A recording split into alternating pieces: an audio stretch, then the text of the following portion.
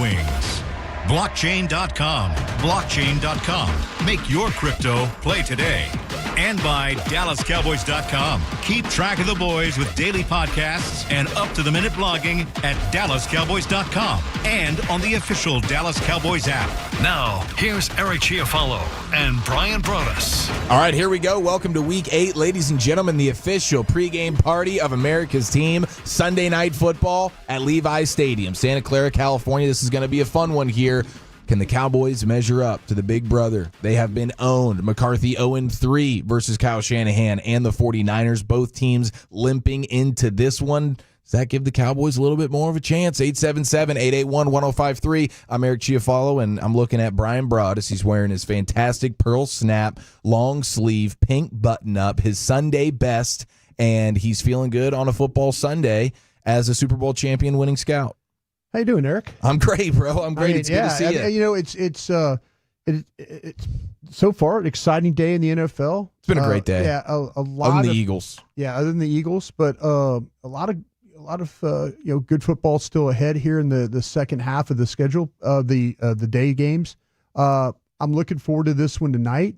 I'm looking forward to seeing really if Dallas, because we talked about this all week leading up to this game, the deficiencies that San Francisco has, and they have plenty of them. That's a 3-4 football team right now. Can you take advantage of their deficiencies? You've had your own deficiencies. Can you find a way for one night, get all that right? Whether it's, play in the middle of the field defensively, whether it's playing really good run defense, whether it's playing well offensively in the red zone. Is this the one night that Dallas can kind of find a way to put everything together, both offensively and defensively? Your special teams will probably be fine, but is there one way you could find, this one game you could find out and go do everything the right way and get really what it would be a huge victory? Huge. Even if San Francisco is banged up, I don't care. I don't care either. I never did care. The schedule is, you play the schedule. Right now, if you played the New Orleans Saints, you'd probably blow them out. Well, and it's not like the Cowboys are healthy. Yeah. It's not like they got everybody pristine and, hey, we got all our guys and they're banged up. This would be huge because you have just as many star players banged up as they have. And, this would be a really, really a great win for the Dallas Cowboys if they can get it.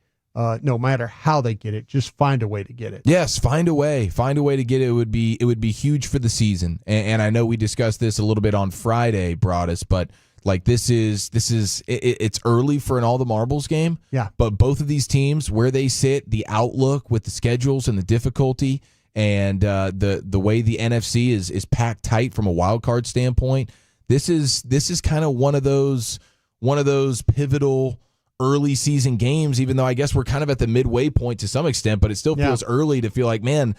But even for the Niners, they lose this game, and it could be all she wrote for the season. Yeah, the question I asked you and the guys, our teammates, on the G-Bag Nation is does the loser of this game not make the playoffs? And I think that's because, like you say, if it's the 49ers, that's 3-5, and you look at their schedule with the Buffaloes and Detroits, and Dallas at 3-3 right now. That would put them at 3-4. Atlanta, a trip to Atlanta next week, and then Philly, the Commanders. Division games that used to be able to pocket and say, okay, well, these games, those Commander games were always seem like, pocket that game. Mm-hmm. That's going to be one you could count on, but not the way that the Commanders are playing right now. So yeah, you have to find a way to go out there and win this game today. And keep all the negativity that's been circling around this team, all last week, needs to find a way to, maybe you can put that aside for a little bit. Well, with the status of the Niners and how banged up they are, the Cowboys, 2 weeks to prepare. We saw how awesome the Cowboys came off the bye last year with some new added dimensions, especially offensively. I mean, do we feel like there could be some cool stuff unveiled tonight? And again, with 2 weeks to prepare, banged up Niners team, we should have more hope than I feel like we have. Yeah, the thing it always appears to be that, at least last year, this time last year, if you remember the Cowboys coming out of the bye, and Mike McCarthy, the offense was really going nowhere. Offense was very stagnant in a lot of areas, and to this day, it kind of right back in that spot a year later, right? Right. Don't run the ball particularly well. Don't play in the red zone particularly well. Turn over the ball when you get down in the red zone. I mean, there's a lot of things that you could kind of point to as like, why the Cowboys 3-3 right now? I think, Eric, a lot of this with the Cowboys, with the injuries they've suffered and being 3-3, generally you'd probably feel pretty good about that. Mm-hmm. But it's the way the 3 losses will have been. It's the way that they got blown out by the Saints, got blown out by the Ravens, have gotten blown out. I mean, they got blown out by the Lions. You just don't feel great about. You're not in any of these games. No. The games that you lose, dating back to last year, the Buffalo game. Right. You get Miami. You get tore up. Lost that game. Well, you were at least you were close in the Miami game, Right, but that's right. like the only recent loss they've had where they were actually close, because that Buffalo one last year, of course, the Packers. Right. In the postseason, and then this year, as you mentioned, it's like New Orleans tears you up for 3 quarters. Baltimore put it on you, Right. and then you made it look a little better there late in the game, and then you just had what Detroit did to you. Like I'm at the point now, and it sucks to say, like my expectation is just, can you please just go in there and not get embarrassed? Can you just go in there and in the fourth quarter, this game is still in the balance. Yeah. Have a competitive like the Steeler game, like the Steeler game the other night was. In the balance. Yeah. Just at least have some hope here, because a lot of these losses here, even dating again back to last season, you're at halftime and you're like, this is already over. Right. So please hang tough tonight. Yeah, Wolchuk is asking me in the halftime show, what adjustments do you have? And I'm like, well, drop back 10 yards, dig a ditch, and try and save the equipment. That kind of thing. Yeah, I mean, it's a lost cause after that. Yeah. Okay, so you asked this question the other day. I want to get your response to it. The Cowboys and their run defense woes. I mean, I have some numbers that are jarring. We know how bad it's been in the context of this season, but even as you look out from, over the last 25 years of run defense being measured, this is as bad of a run defense as you could draw up. And I got some numbers to show it, and we'll dig into it a little bit at some point, but I just wanted, because the run defense is obviously going to be hugely important tonight. Yeah. With the Niners and what Shanahan's able to do. Jordan Mason's who's filled in a really, really nice way, respectable way for Christian McCaffrey. Their offense has changed because there's been no McCaffrey, but just as a nice runner, physical runner who has gotten plenty of 10-yard gains as well. Jordan Mason, that's going to be a tall task to stop that rushing attack tonight. But do you want the run defense or do you want the red zone offense? What needs to get back on the right track tonight in a bigger way? Got to score points. Got to score points. And so, every red zone trip, if you were to tell me that Dallas got in the red zone 4 times and scored 4 touchdowns out of that, I'd feel really, really good about the situation. But you're right about the run defense. It's been horrific. Historical. And that's a big issue. I would say give me the red zone efficiency. I'm not talking about red zone efficiency of kicking field goals. No, you're talking about touchdowns. I'm talking about touchdowns. Yeah. Every time that you can get down there, then you find a way to get it in, get it inside there that you can come away with a touchdown. That would go a long way to you winning this football game tonight. Totally, man, because it feels like in the red zone, there's only 2 options for the Cowboys offense right now. And It's either Brandon Aubrey field goal or turnover, interception. Right. Like those are, that's pretty much consistently what we have seen. Even in that Steelers game that they win, they're doing everything in their power to lose it there as Rico Dowdle's fumbling it at the goal line. Mm-hmm. So the red zone stuff has been a nightmare. It's a really, really tough question to ask. Like when you asked it, I'm like, man, but I'm with you. Ultimately, if you're doing well in the red zone, that means you're scoring points. And that's ultimately what this game is about. And so even if your run defense is struggling in a big way, you could still have, hopefully, forcing some turnovers or whatever to mitigate some of that. But if your offense is scoring in the red zone, I think that's exactly what you would want. But make no mistake about it, this run defense has to get better. Do you have any confidence that a bye week, Mike Zimmer, additional, whatever, some guys maybe getting a little bit healthier perhaps, not named Tank and Micah, and we'll see about Eric Kendricks as well. I think Kendricks is a go for you tonight. Kendricks is a go tonight? Kendricks is a go tonight. Oh, that's huge. That changes things in a significant way, I think, for the defense. Without him, that's a problem. It is. There's three things you could look at right now with this Dallas Cowboys defense. Is Mike Zimmer's mechanism would be to play loaded box, and they do right around 42% of the time. Metrics will tell you they play loaded box. Just extra man in there trying to stop, loading up to stop the run. Eighth guy down there trying to stop the run. That's the fourth highest when it comes to teams in the league playing loaded box. But they give up big plays out of it. They've given up big runs out of a loaded box. They allow the most yards after catch when you look at their tackling numbers. 16% missed tackles. But the yak yards, and San Francisco has not been good with yak yards this year. They have not. Usually San Francisco will wear you out with run after catch.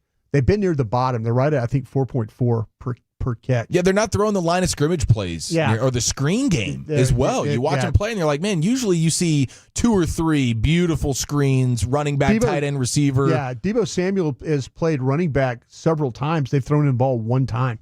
Wow. He has one target, but that probably will change today. And like I said, he's off a pneumonia game. Yeah. So we'll see how he responds. Right. Dallas just, if you want to say Dallas defensive identity check, they don't play well with loaded box. They allow a lot of yards after catch, and they struggle tackling. That's kind of their identity right now. And that's the unfortunate thing. And that's where, San Francisco with Deebo Samuel playing and Kittle playing and Juszczyk and all these guys, their offensive line, this offensive line is it's pretty impressive with the exception of where they play at left guard. But the 5 guys, they've done a pretty decent job this year. Yeah, so who's that guy that they can take advantage of a little bit? I think it's Banks, the left guard. Banks? Yeah, I think it's Banks, the left guard as well. Osa, could Osa have a big game? That's where to me, I know that, and Nick Harris and I, who works for the Fort Star Telegram, Nick and I had this discussion the other day about Nick's like, listen, I'm okay if Dallas's edges, their defensive ends, just determine that we're not going to worry about pass rush in this game. We're going to worry about playing the run. We're going to load up. We're going to be really good against the run, and that's how we're going to play it. And we're not going to. We're going to let Osa Odighizuwa see if he can have a day against Banks inside. That's where the pressures probably need to come from. It used to be that Colton McKivitz and guys like that on the right tackle was a problem, but he's actually played pretty decently for them. So it's that left guard spot. If Osa can be some one-on-one matchups inside there and win and get to Brock Purdy holds the ball. The way he holds the ball is one of the 2 or 3 most in the league. Everybody looks at that threshold of 2.5 seconds. He's well into 3 seconds of holding the ball. So he's letting plays break down a little bit. He's getting out of the pocket. Exactly. They've been pushing the ball down the field. Yeah, he's been really, really now. They're really big on those crossing routes. We saw that a ton in Detroit last time out for the Cowboys. Didn't defend the crossing routes. Dallas is one of the worst teams in the league in the middle of the field. When you start, I would say every inch of the field, they got to be one of the worst teams. It's a struggle that they do not get very good safety play, and maybe they don't tackle well enough because a guy like Bell doesn't play. Maybe we see Bell play a little bit more in this game. Yeah. Last year he was one of your leading tacklers. So you get a guy that can cover and you get a guy that can tackle. Well, maybe you can do some better things in the middle of the field. They really struggled in that area, and that. I guarantee you that's where the 49ers are going to attack today. That's a good question. 877-881-1053 off the bye. What's the personnel adjustment you'd like to see made? Is there a guy that's not getting enough snaps in your mind, a guy that maybe offensively needs to be a little bit more of a focal point? We'd love to read your texts at 877-881-1053. All right, the official pregame show of America's Team brought to you by Reliant and NRG Company. We're just getting started here on a Cowboy football Sunday night football in Santa Clara, California. We'll get out there and hang out with a super B safety, former Patriot Rodney Harrison is going to join us live here in a few minutes, and we'll also get the player profile with DeMarvion Overshown. That's next right here on The Fan. Cowboys Nation.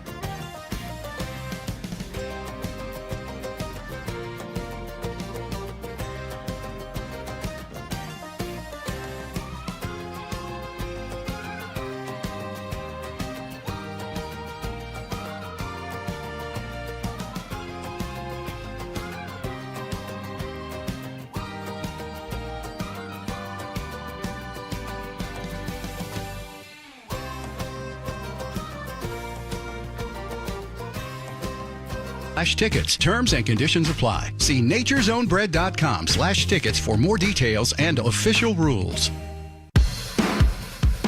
All right, looking forward to our conversation with former Patriots safety, Super Bowl champion Rodney Harrison. He is on the coverage for NBC and Football Night in America. We'll go visit with him live in Santa Clara, California, Levi Stadium here in a few minutes. But now that we are under 3 hours to kickoff, it's time for tonight's player profile. Here's the three-time Hall of Famer Chris Arnold standing by with one of the few bright spots this season, Mr. DeMarvion Overshown. DeMarvion Overstreet, how you doing, man? I'm doing good. How about yourself? You looking forward to this 49ers game since you could not play in it last year? Oh yeah. You know, especially growing up a Dallas Cowboy, knowing how big this game is, the rivalry. It's one of those games. No matter the records, no matter what both teams going through, you're gonna play hard, and so I'm looking forward to the challenge. By the way, you have had an outstanding season as far as flying around the field. It's like you got a speed element that a lot of people weren't expecting. If they saw you at UT, they knew. But can you talk about how you've had some success so far running around out there? Just playing with heart, with passion. Just how I've been playing all my life, and I feel like that's translated to mentally being prepared for the game, and physically over the course of a year of rehab, and just making sure my body is ready to go every game. You brought up the rehab. How hard was that to rehab? Have you ever been hurt like that before? Because some guys, it's hard to try to rehab while the team is playing. I have had an injury, kind of similar, where I had to really lock in and expect to be, at my best the next year. So it was something that I was pretty, aware of, prepared for. But yeah, you still have your challenges, especially when you get to this level. You ain't played a single down a real regular season football, so you're trying to think about when you come back, are you going to be good enough? But throughout the whole training process, I just knew if I trust my training and trust the way I play football, I'm going to be all right. You think these offensive coordinators are scheming around you now? You made some plays on some tape and they were looking for you, kind of working. Watch out for Overstreet. I think they are, but if they not, they soon will be, because I'm gonna continue making those plays and playing, lights out every game. A couple more questions before you get out of here. You mentioned injuries. The 49ers are all banged up. Does that play into what y'all doing, or y'all have to just assume next man up? We're just going to have to assume next man up. We dealing with some of the same things, the injury bug, but the 49ers overall, it's a good organization, it's a good team, and they playing against the Dallas Cowboys, so it's a Super Bowl no matter who playing, who not playing. It's a night game. Is there anything that changes on your preparation during the day? You got some music you got to listen to. How do you kill a little time before the game? I nap. My morning routine, the same thing. Eat what I'm going to eat for breakfast. That's dry cereal. Say a prayer over the phone with my uncle, and then after we do our walkthroughs, I nap. I appreciate you, Mario. Good luck tonight. Yes, sir. Thank you. I love that. How about that for a game day routine? When it's a night game, you get some prayers with the family, and then you go for a nice little snooze there in the hotel room. I think that's exactly how I would play it, Broaddus. That's a veteran move by a youngster who has been quite an awesome player this year. I could see you missing the bus too. Yeah, I could see you not waking up. The old Bobby Belt oversleep. Yeah, just oversleep, and next thing you know, you're having to grab a cab at the stadium, kind of a deal. I think a pregame nap. I mean, that's definitely would be hard to do. That's wonderful. It'd be too tough for you. I think for a night game, I think the dry cereal was a hard thing to think about. When he said dry cereal, I just went, oof. But I can understand not having milk, because milk, if you get hot, get overheated, can curl in your stomach, and that could leave like a side. You'd be throwing up and stuff on the field. So yeah, pregame milk's not something you really probably want to get involved in there. But if you're hell bent on having your pregame cereal for whatever superstitious reason or whatever, then you got to do what you got to do. So shout out to DeMarvion Overshown. Appreciate him hopping on with CA, us, and the pregame show. Player profile tonight. Hopefully he's ready to be a tackling machine, because this run defense is going to need it. The numbers on it are jarring. 2024 Cowboys rank pretty much last out of every defense since 2000. I saw this from your buddies over there at the 33rd team, Broaddus. It's bordering on unprofessional. Their expected points added per rush is dead last out of 798 teams. Yeah. Since the year 2000. The Cowboys defense ranks dead last out of all 798. They're 790th in rushing success, 786th in rushes per touchdown allowed, and their opponent's percentage of rushes that go for a first down, they're dead last as well. Yeah. Out of every defense, all 798 defenses dating back to the year 2000. That's what this run defense has been. So we're going to need our guy. We're going to go ahead and need our guy DeMarvion Overshown to tear it up. Okay, good news, ladies and gentlemen, here as we continue to get you set for kickoff. Cowboys and Niners Sunday Night Football, NBC, and we look forward to the moment that we've been talking about for a couple of days here, Broaddus. Two-time Super Bowl champion, former Patriots all-safety, a truly hard-hitting monster for 15 years in the NFL. Now covering tonight's game for NBC, it's Rodney Harrison, ladies and gentlemen. Rodney, how the heck are you, man? Thanks for giving us some time tonight.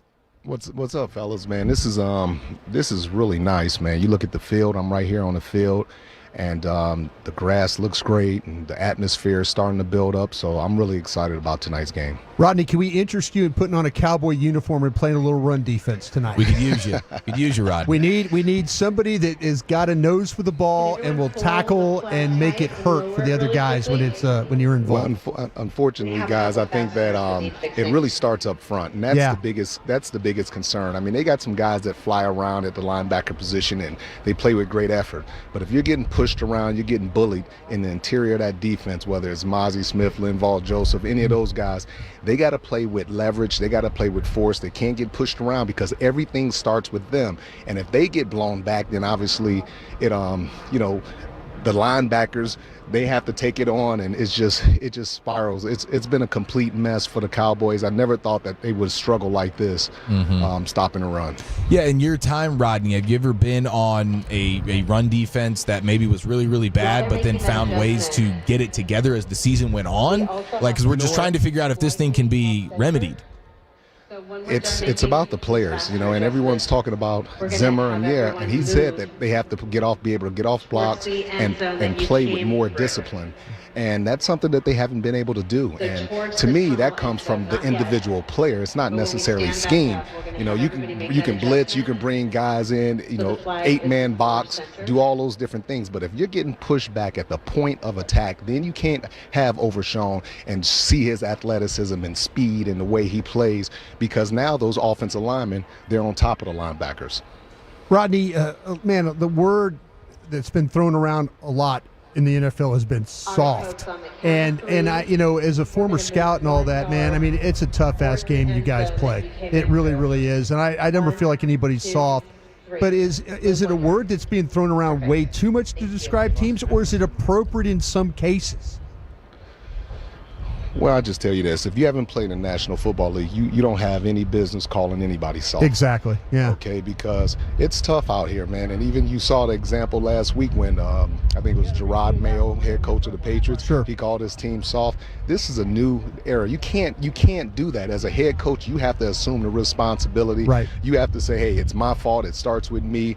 You can't point the fingers. And you definitely can't disrespect your players by calling them soft. Right. It's Rodney Harrison with us here on The Fan. He is a pregame analyst for NBC's Football Night in America, getting you set for Cowboys and Niners.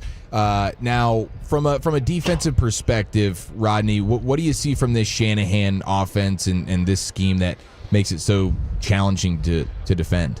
Well, they're going to run the ball, and they're going to run downhill. They're going to run a bunch of different blocking schemes, and that's the thing. They might let you get penetration with your inside guys, then all of a sudden you see a tight end might come across and hit you in the ear, or a tackle pull. He hits you, and then the guard pulls around. It's a very complicated, complex run scheme, but the key is playing physical. If you get in those guys' chests, if you're able to withstand them and push them back, then you're going to be able to slow down that run game. But if I'm Kyle Shanahan with Brock Purdy, with his struggles of late, I'm running the ball at least 30 times against the Cowboys. And then you open it up to play action pass to George Kittle and taking some shots down the field.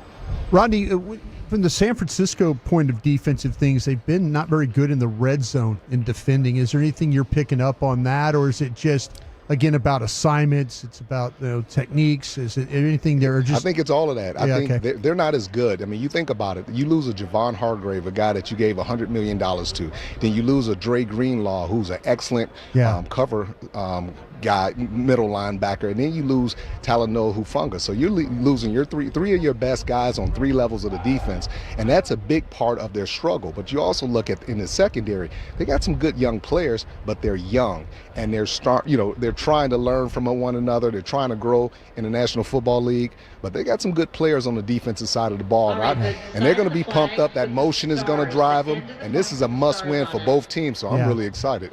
Yeah, 2 desperate teams for sure. This is an extremely pivotal game here, and a lot of these guys are limping into this one in a huge way. I mean, my gosh, I'm thinking about Deebo Samuel playing tonight after dealing with pneumonia during the week. These guys are ridiculously tough. And I'm curious, Rodney, from a pain injury standpoint, is there a game that stands out to you in your career where you're like, man, I played a game where I was hobbling in a million different ways? Yeah, it wasn't just one particular game. I think throughout my career and throughout most players' careers, when you love the game and you're a guy that your teammates count on, you try to do everything you can to get out there on the football field without actually hurting your team. And if you can be productive, you can be a leader, and you can show some toughness by just your presence alone, I think that really matriculates throughout the locker room, and I think everyone gets excited about it. But just showing your toughness and trying to be available each and every week, that's what it's about. Hey, Rodney, it looks like the Dalvin Cook is going to be active tonight, and Dallas's running game, as you well know because you've studied this, getting ready for this, has really been non-existent. Or do you have any expectations for Dalvin Cook helping this thing, or is it pretty much, again, it's about the offensive line and they just really can't get things going that way? No, it's always about the offensive line, but it's also about Dalvin Cook because he's been wanting this opportunity. So he has to show, and this is going to be his last opportunity, I believe, to show people that he can still play. I talked to a lot of people, and they said, hey, I saw him with the Jets last year, and I just don't think he can play anymore. I don't think he has it. He has a great opportunity in prime time to change that narrative, and me knowing Dalvin Cook, he's going to come out here, he's going to give it all he has. And we'll see, we'll see if he's able, to be that dominant running back again. A lot of people don't think so. I like Dalvin. I've always liked him. I've always thought he was a really good back and really smart, but he hasn't played in a long time, so we'll see what happens. Rodney, what do you see from this Cowboys passing attack? It's been a bit of a struggle here. Troy Aikman's calling out the receivers for poor route running and things like that. What do you see from the receivers and just in general this passing attack? See, what I would do if I'm Dallas offensively, I'll put Kevontae Turbin out there and let him get more reps. Sure. See, he's a guy that you can scare the safety. Send him on a couple go routes, man, and get those safeties afraid. And then what you do is you come back, you hit him with a couple wide receiver screens, maybe a reverse, and allow him to use that speed and athleticism that he has, being a returner, to force these guys to try to tackle him in open space. It's not going to happen. But he's definitely a guy that you can get more involved. Tolbert is another guy, Ferguson. The biggest thing with them, you want the 49ers to have to defend the entire field. If they have to defend the entire field, Dallas is going to have a good game.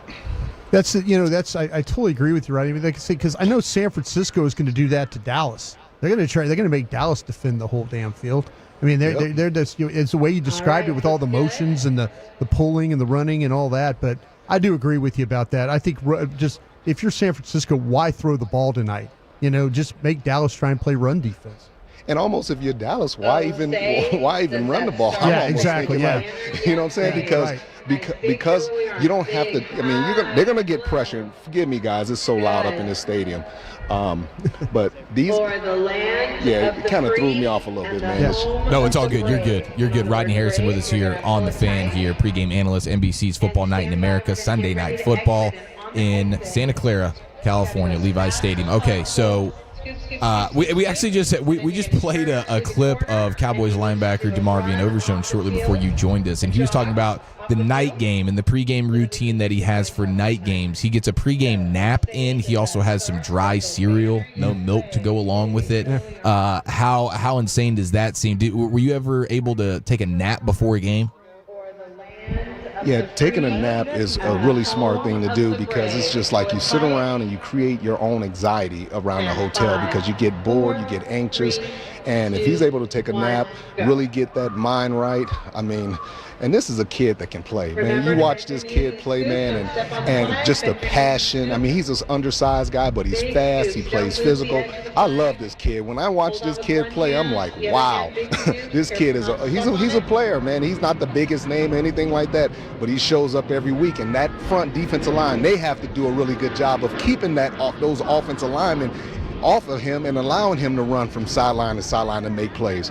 Amen. He's been a real bright spot, man. We like him around here, and he will hopefully, if he continues going, man, he'll be a big time name. Rodney, you're the man. We appreciate the time. Actually, I would love to ask you before you get out of here. Go ahead. Pregame meal. What was your pregame meal? Were you a superstitious guy? Did you have? Creature of habit, of course. It's the same thing that I had this morning, guys. Steak and eggs. There you go. Yeah. Steak and eggs. You can never go wrong with steak and eggs. You get a lot of protein, some good fats, and ready to play, bro. Well, I'll tell you what, I would say that's a good use of per diem for NBC, giving you steak and eggs. Yeah, respect on that. Nice work, Rodney. I don't know about the pre-diem, but we appreciate the time, Rodney. Thanks so much, man. Enjoy the game tonight. Thank you, guys. Always fun joining you. Thanks. Yes, sir. Thank you. Wow. What an awesome dude. What a stud. Used to love watching him play. We could use that toughness. He's talking about it, man. Yeah, I tell you what, we need that. Yeah, he's the one that hurt Trent Green. And I mean this in a way. I mean, he injured Trent Green when he was with the Rams. No, he was when Trent Green was with the Rams, and Rodney was with the Chargers. Yeah, and they got hurt in a preseason game. And after Trent Green went down, that's when Kurt Warner started playing. And that's right. And I asked Charlie Army, the general manager of the Rams, I said, "Hey, did you guys vote Rodney Harrison a playoff share?" And he goes, "What the hell are you talking about?" And I said, "Yeah, if he wouldn't have injured Trent Green, you wouldn't have known how good Warner was." Exactly. That's great. Yeah, I didn't know Rodney Harrison was that dude who did that, but it makes sense. He got him. That was the dude that flew around. He flew around, smacked people. Yep. I was gonna. One of my questions I did have for him was like true or false, Rodney. You'd be more likely to play an NFL football game without a helmet before wearing a Guardian cap. Oh yeah. I think he'd be anti-Guardian cap. I saw a tweet. A guy had a Guardian cap, and it was like a Cleveland Guardian cap. He says, "Oh, you won't wear a Guardian cap," and they put a Guardian cap on too. Oh, the baseball Guardian. He goes, "You won't wear a Guardian cap." He goes, "Watch me." And it was a Cleveland. It was probably a Tua meme. It was a Tua meme. It was with the Guardian cap. That's fantastic. Well, I love what Rodney was saying there about Kevontae Turpin, and we got some texting about Kevontae Turpin because we were asking earlier, like from after the bye week, you want to see some adjustments, and some will maybe be obvious, others may not be. And hopefully there's things schematically and whatnot that they're doing on both sides of the ball. But just from a personnel standpoint, you mentioned defensively. Yeah. Maybe this is time to give Marquise Bell more of an opportunity at the safety spot. He's more of a sure tackler, and he's a good player. Wanye Thomas, Bell. I would maybe look at a couple of different spots. Like I say, you saw what Bell was able to do playing as an undersized linebacker. How many tackles, last year? How many tackles he made? And if you're a team that's dealing with 18% of your tackles are missed, man, you got to do something to kind of make that get that back right on track.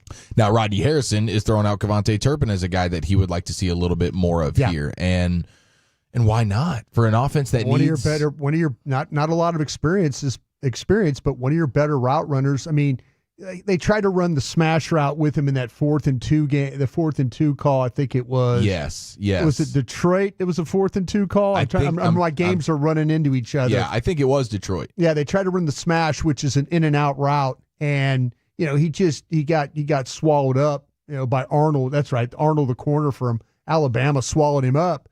But if you could get him a little bit more experience, that's the thing about it. If you had a guy, these route runners, the Cole Beasleys and the Amari Coopers, those are the types of guys you need right now with the way things are going. You're getting no separation with your receivers. I mean, you're near the bottom. San Francisco's not very good at it either with their separation, and it has to do, I think, maybe they're lacking a little speed on the outside. been a little bit of a problem. Yeah, I'm like, man, is it the McCaffrey thing that is completely changing the way they are doing stuff? His presence alone is forcing them, because they're not running the screens, they're not doing the easy things, those sort Watch of easy it all buttons change tonight. They'll that's a fair fear. They'll look at Dallas' situation and they'll say Dallas can't defend this. Dallas can't defend the middle of the field. Dallas wasn't tackle well enough. Dallas won't get pressure.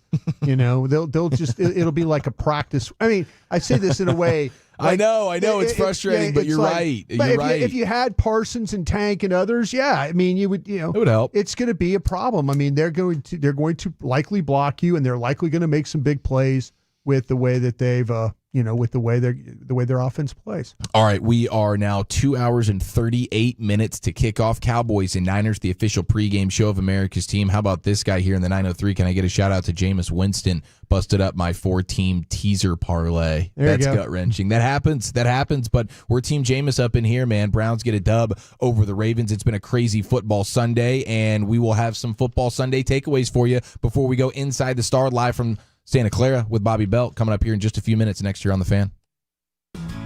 Football season is here, but it's still hot.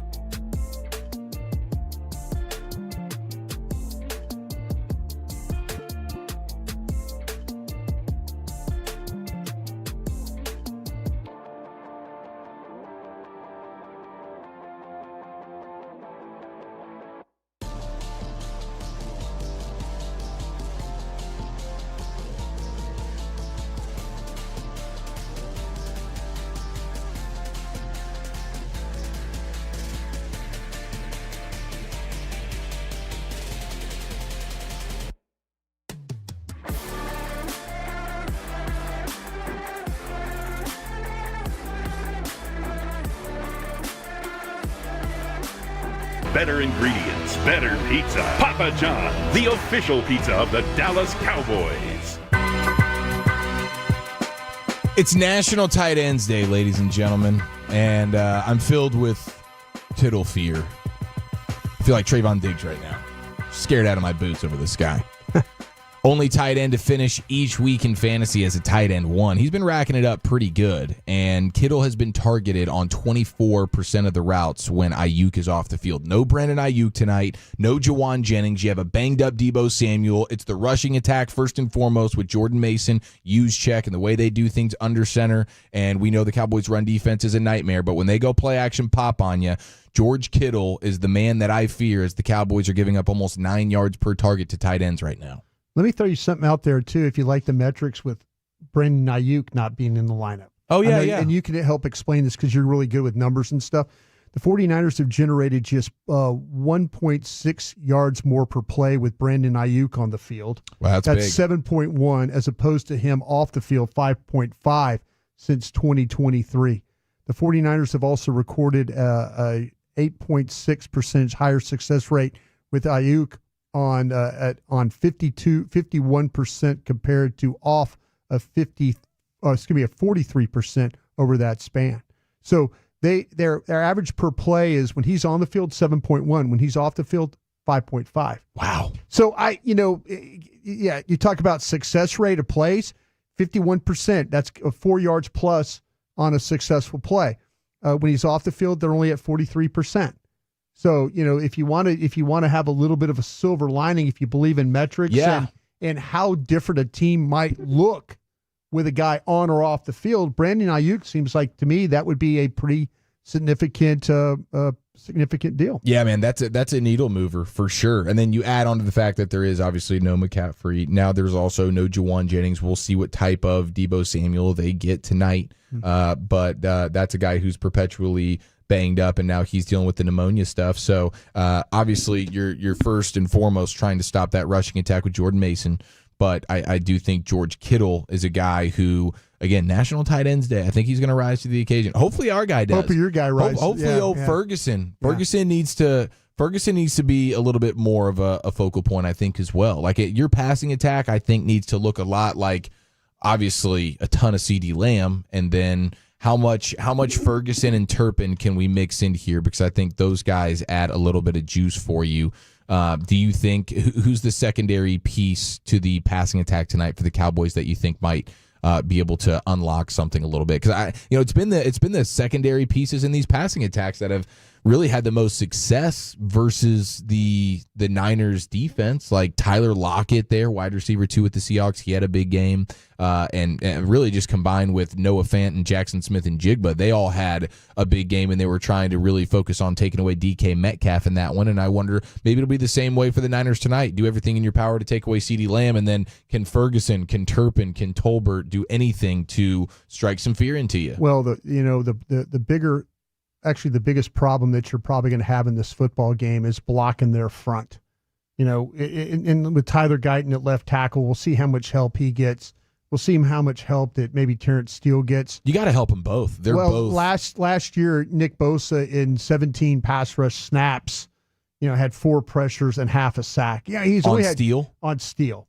Yeah. So you're gonna Dallas's ability to throw the football tonight will probably be predicated on can they block this front. You're going to get a lot of four-man rush because Dak Prescott has proven against the blitz he could be pretty effective throwing the ball.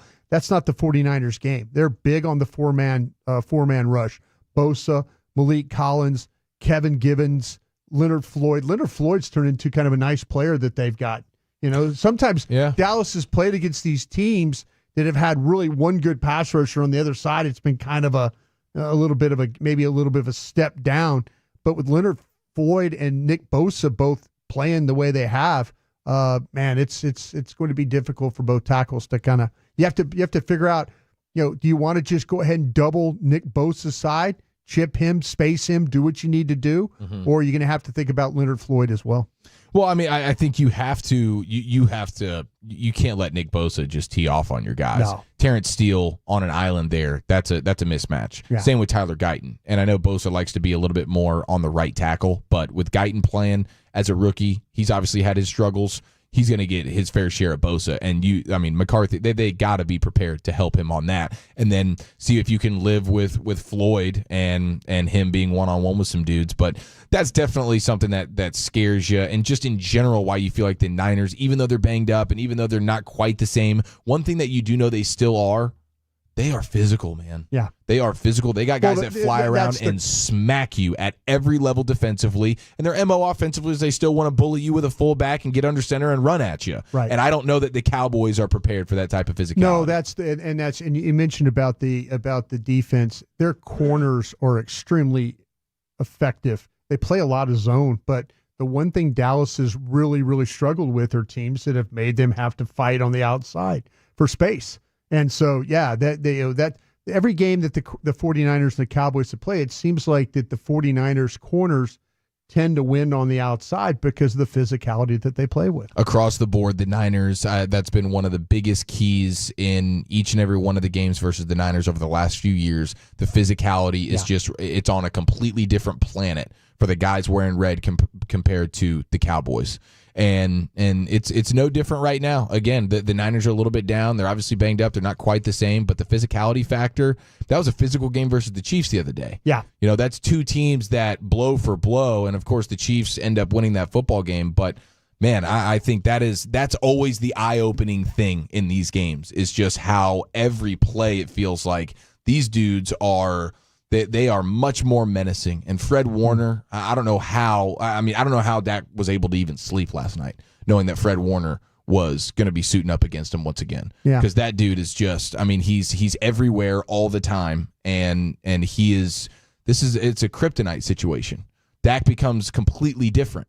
It's like he's deer in the headlights lost against this defense every single time. Well, the thing you always worry about with Fred Warner is, 49ers have changed coordinators. It seems like every year they lose a coordinator, or they last year they fired their coordinator, but it still seems to be that carryover with the way that they play. Nick Sorensen, who is the defensive coordinator now, he's done a really.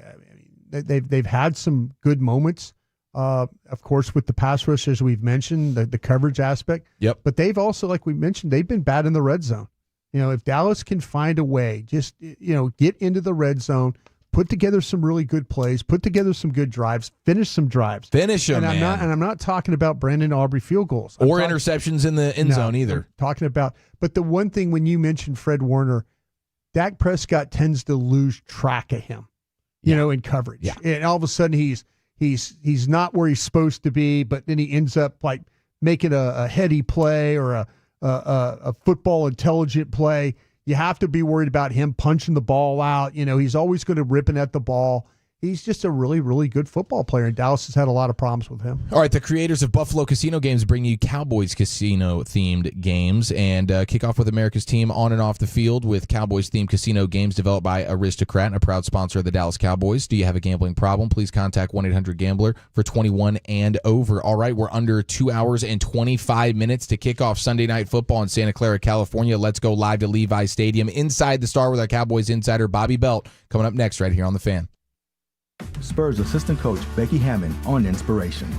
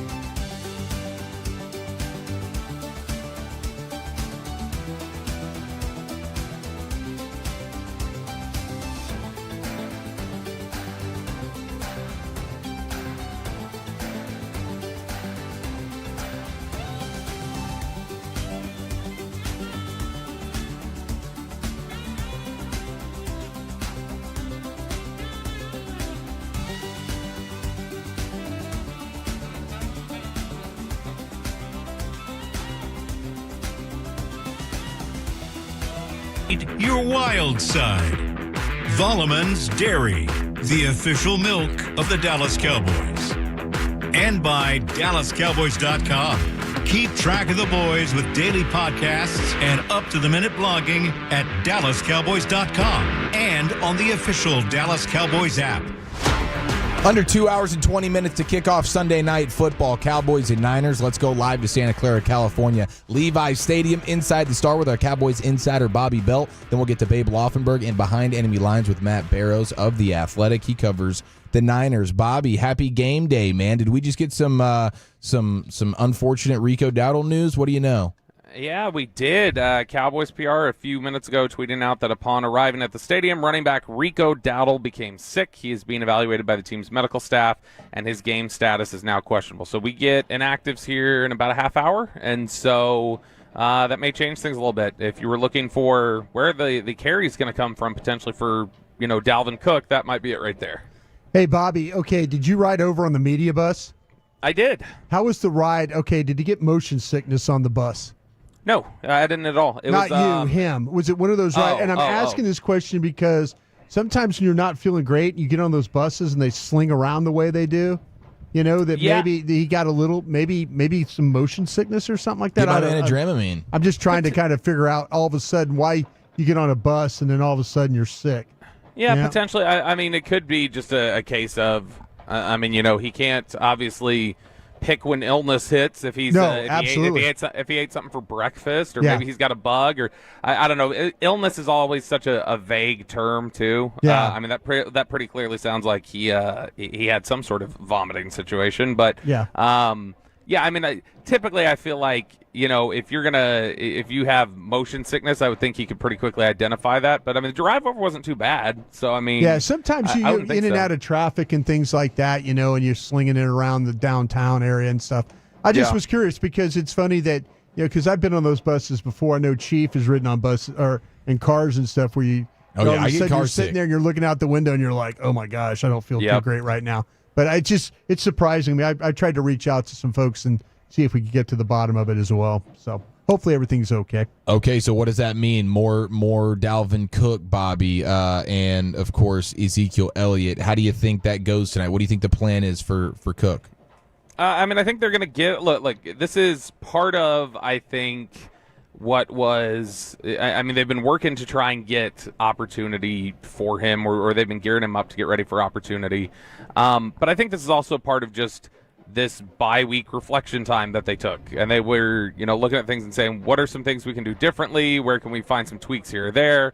And I think that's part of it too, is just trying to change things up, shake things up a little bit, without overhauling things completely, just little tweaks or little changes that you can make. And so I think he'll be out there. I think he'll get opportunity tonight. I don't think this is going to be something where we're going to see him get 3 carries. It's not going to be a third string running back type load. I think he'll get a couple series out here, maybe more. And it sounds like he was taking some work at first team running back this week. And so I think he's going to get opportunity, and we'll see how prepared he is for it. But I know this. I know he 100% believes, not just as a standard competitor belief, but he believes when you hear him in the building around the facility, he believes he's ready to play and has been wanting this. I don't think he'd ever say it himself, but when you hear him talk, I think you can glean and gather that, okay, this is somebody who believes he's been ready, and so this is past time to see it. Well, yeah, Pelissero says he's been tearing it up in practice.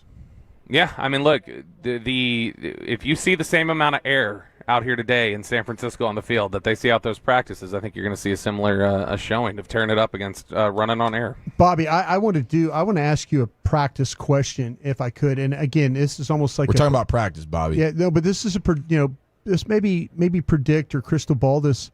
If there's another bad loss, are we going to hear the same thing about poor practice reps and poor practices itself? That seems to be kind of what they're hanging their hats on. Like, we need to be better. We need to practice better. We need to do, a lot of things when it comes to the practice stuff that we're talking about that they haven't done well. Are we anticipating maybe those? Could you predict those kind of comments? Yeah, I think you're spot on. If we see struggles out here, that look, veterans. This is not just, I don't think it's filler talk when you've heard from certain guys when they say, we need to practice better, the intensity needs to be better. It's coming from guys who have been in the league and with this team for a long time. Jordan Lewis has been here for, this is his 8th year now. Yeah. And Jordan Lewis is a very intense practice competitor, and is an intense competitor in general. And he knows what the standard has looked like and what that is supposed to be, and he's spoken out about it. Offensive side of the ball, same thing with Dak. Has been here now, it's his 9th year, knows what the standard is, knows what this is supposed to be, and has pointed this out as an issue. So that's both sides of the ball. Arguably the two guys who would best know what that's supposed to look like, what those standards are supposed to look like, and that output is supposed to look like. They both have made that a point of criticism. And now it's not been pointed, it's not direct, it's not necessarily drilled down, because then you start asking, okay, is that effort? Is that calling out a few guys you're not practicing well enough? Is that a broad way to do it? Is it calling out structure of practice, the actual things that they're doing to prepare? Or is it more about guys and their level of participation and their level of intensity? That's not clear to me in terms of what we're getting on that front. But I do think that they've clearly, it feels like from a couple of players that they think they've identified that at least part of their problem does lie Wednesday through Friday. That's a big part of what their issues are. Going inside the Star with our Cowboys insider Bobby Belt here on the Fan, getting you set for Cowboys and Niners. Do you feel like there's any chance we see a completely different looking offense now that it's post-bye the same way we did last year? So I'll give I got to give Mike McCarthy credit for Monday at his press conference. And Mike's style typically is a little more, you throw out a question to him about something, and Mike's playing defense a little bit when he's weighing in on things. That wasn't the case this week. Monday he came out ready with answers and explanations and tactics for how they were going to attack it. Now we'll see if that actually plays out. But it does at least give me some confidence that I think they did take a week. They did take some time to evaluate things. Felt like they identified something. Felt like they came up with solutions for it. So I think we'll see some differences, some tweaks. Now, is this going to be a massive overhaul, or all of a sudden we're going to see them, turn into the old '80s Chargers offense with Dan Fouts, or we're going to see Eric Coryell? I don't think that's necessarily the case, but maybe you see certain guys getting more reps or different concepts being worked in. I know Bryan's talked a lot about he'd love to see the return of the crossing routes in this offense. Yeah. Maybe that's part of it. Maybe we start seeing some more of the option routes that we know Dak has loved for forever. But will it be as an aggressive a switch as it felt like it was last year after the bye? I have some doubts about that, because I still think a lot of what's changed about this offense is just related to what do they have with personnel and what do they have in terms of trust level with their offensive line right now, which I think they probably feel like a lot of their past concepts and some of the stuff they want to do is limited because of how their offensive line has been playing. And I don't know that the bye week will necessarily change their confidence in that. Bobby, I'm just kind of I asked Eric and I've asked guys during the week about either playing really good run defense or being really, really good in the red zone. And I kind of wanted to get your take on that, which if you had to, you can only kind of have one today. Would you like to be really good in the red zone offensively, or you want to play really good run defense? Well, I mean, look, since jury duty has been suspended for Brandon Aubrey for the weekend, I think I'll take the run defense, because at least I'll be able to get somebody to kick some points on the board. If you can't stop the run today, I don't know if it matters how many points you score in the red zone, because San Francisco will just run the ball down your throat. Jordan Mason's been really good. Yeah. San Francisco still is really good running the football, even without Christian McCaffrey. They don't change who they are when they lose guys. The style of play, the philosophy, everything, there's no panic. There's just almost a doubling down on what they do. And so, to me, I think that they're going to look on tape and see what was out there for them, and they are going to try to attack the run game aggressively today. And if Dallas is unable to stop that, I don't know if it totally matters how well you're playing on offense or how well you're executing in the red zone, because you may not be able to keep up. So I think point number one just has to be, you got to make sure that you're not getting the ball run down your throats the way it was against the Saints and the Ravens and the Lions. That's got to be better. Well, have you seen or heard anything to be confident that there's been some changes from the defensive standpoint? Because it's been historically awful. Yeah, no, I mean, it's not been good, and obviously they're waiting on health to help them out in a lot of ways. But, no, I think that, again, when you talk to people in the locker room on defense, a lot of it is fundamentals and back to the basics. And I know those sound like cliches and are really easy to fall back on, but there is something to be said about that. And I think there's something to be said about that being a problem for them. Has been a lot of the fundamental stuff. And maybe in the course of learning a very new, complex defense that asks a lot of guys, maybe in the course of that, they lost their way a little bit in some of the basics. And so that sounded like a big part of what it's been for a lot of these guys in the last few weeks is just we've got to get back on point with just really basic things. And if we do that, then it'll be better naturally. But also what'll help that is when you get your guys back healthy. All right, Bobby. Well, we appreciate the time, man. You're a beast. Have a safe flight home and enjoy the game tonight. I love you all. Love you more. All right, there he goes, Cowboys insider Bobby Belt with us right here on the Fan, and we'll get to Babe Laufenberg, and we got a lot of fun stuff in store here behind enemy lines. Matt Barrows of The Athletic and Babe Laufenberg live in San Francisco. We'll get to that coming up next right here on the Fan. It's big. It's good.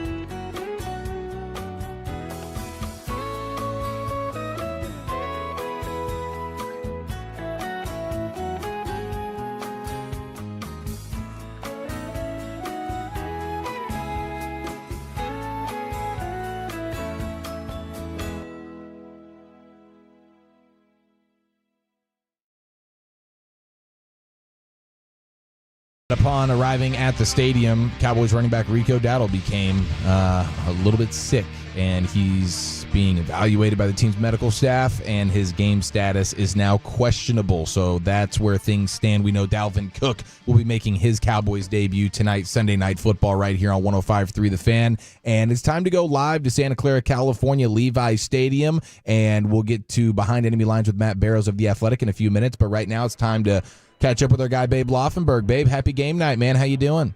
I'm doing great, Eric, Bryan. Ready for what hopefully is going to be a good game. And how about that news about Dowdle? I mean, you just never know, do you? No, you just never know. You were fine, right? You came over, everything was cool. You didn't get a little bit sick when you got over to the stadium? You know, I did, but I said I'm going to fight through it. Yeah. I taped up the ankles, got an extra wrap, and I took a little shot, and I'm ready to go. Tape it up and shoot it up. That's the expression, right? That's right, Get man. out there. It's like a guy that played the 80s is what it sounds like. Tape it up, shoot it up, pop the ammonia capsules, which are now outlawed. There you go. Hey, we've never doubted your toughness, Babe Laufenberg, and tonight's just another example of that. Random question. Wasn't prepared to ask you this question, but speaking of toughness and quarterbacks and throwbacks and the idea of the Guardian cap, Babe Laufenberg, can you envision yourself playing with a Guardian cap back in your heyday? I could. I really could. I mean, if you've ever played football for an extended period of time, I mean, once you get out of the 8th grade, you're going to have concussions, right? Yeah. And the shame is, you know, they do feel like it's less of a man to go out there with a Guardian cap, right? Mm-hmm. But if the NFL instituted it, the research has shown it does cut down on concussions and head trauma. So if they said you've got to play with the Guardian cap, right, the way you have to play with a helmet, the way you have to do certain things, and everybody did it, well, I think it'd be a good thing. I really do. And let's face it, people get used to it. It's a little discombobulating to start because you haven't seen it. You know, one time somebody showed up with a face mask on their helmet, right? Yeah. Yeah, and they true. said, "Oh, what a wimp! He's got a face mask. Come on, just put that leather helmet on and expose your face to all the punishment." But honestly, I'd go Guardian cap. It's funny to consider the development of the face mask, where at first they just decided it's like they don't need it, and then when they had the brilliant idea, they didn't go full face mask. It's just like, here's one single bar to try and help protect your teeth and your face. They didn't have any padding in those helmets either, man. I mean, babe, you remember the suspension helmets and stuff like that? Yeah, it's just like it was just suspension helmets. That's what it was. It was like you were a bobblehead. It's really what you were when you wore that thing. So, the worst thing was the suspension helmet. Yeah. Your forehead always broke out in pimples. And here you are in high school, you know, trying to get a girl, and your forehead. I was ready to not play with a helmet just so I could get a girl to go with me to homecoming. Well, babe, come on. That's when you just pull your leg pants up and show them those great calves of yours and say, "Don't worry about that, honey. Don't worry about what's on my face right now." Oh, yeah. Oh, gosh. That's the move. All right, Babe Laufenberg, best calves in the business. If you didn't know it, you know now. Well, what do you see? What do you see with Brock Purdy? What are you seeing with Brock? Just love him. Love him. Matter of fact, not that it matters because he doesn't like the Cowboys wide receivers, but I texted Troy Aikman earlier today, and I said, man, I love Purdy. Give me your thoughts on him, because they had done the game earlier, and he just said, love him. And here's the problem. If Brock Purdy were not a 7th-round draft pick, we would love him, right? If he was the 5th pick in the draft, hey, let's go back, right? If he were Trey Lance, 3rd pick in the draft for the 49ers, you'd say, man, they hit on this guy. But I think everybody's just waiting for Brock Purdy to somehow fail. It's not going to happen. He plays the position great. And then the counter argument is always, well, he has these great players around him, and he's in this offensive genius of Kyle Shanahan's offense. Kyle Shanahan is 9-29 when his starter is not named Jimmy Garoppolo or Brock Purdy. So the notion that we can just play with C.J. Beathard, Trey Lance, all these other guys that they did play with, and they'll win, it's incorrect. 9-29. Yeah, I'll tell you what, though. You're right, because you always feel like that Kyle Shanahan can plug anybody in there and they'll be just fine. You know? That's where that's always kind of the misconception, I guess, with his, his ability. But I will say this, though, babe. When you do watch the 49ers, this is where I have the issues tonight, is the things that they're really good at, Dallas is really bad at. And And that's, and there's a side of me that wants to say, wow, if Dallas could be better in the offensive red zone. Well, 49ers aren't very good defensively in the red zone. Wow, if Dallas could be better, defending the pass in the middle of the field, well, 49ers are good at doing that stuff too. This seems like a game that Dallas's deficiencies might match with San Francisco's deficiencies, but, can Dallas get themselves right that way?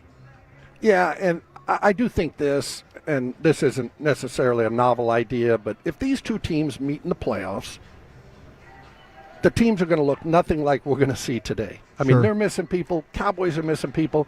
Both of them are getting their people back. Right. Micah Parsons going to come back. Deron Bland's going to come back. Don't know exactly when, but Tank Lawrence is coming back. Sometimes you lose people. You lose them for the year, as we know. That's not the case here, and it's not the case with the 49ers. Deebo Samuel at some point. It looks like McCaffrey will be back after the 49ers bye weekend next week. But they're going to get people back, too. So, again, if these two teams play in the playoffs, throw this game out because there's going to be 5 starters on each side who didn't play today who will be playing in that playoff game. Babe, would love to get your thoughts on what your boy Troy Aikman had to say about this passing attack and these wide receivers, the criticism there. Do you see it the same way as Troy?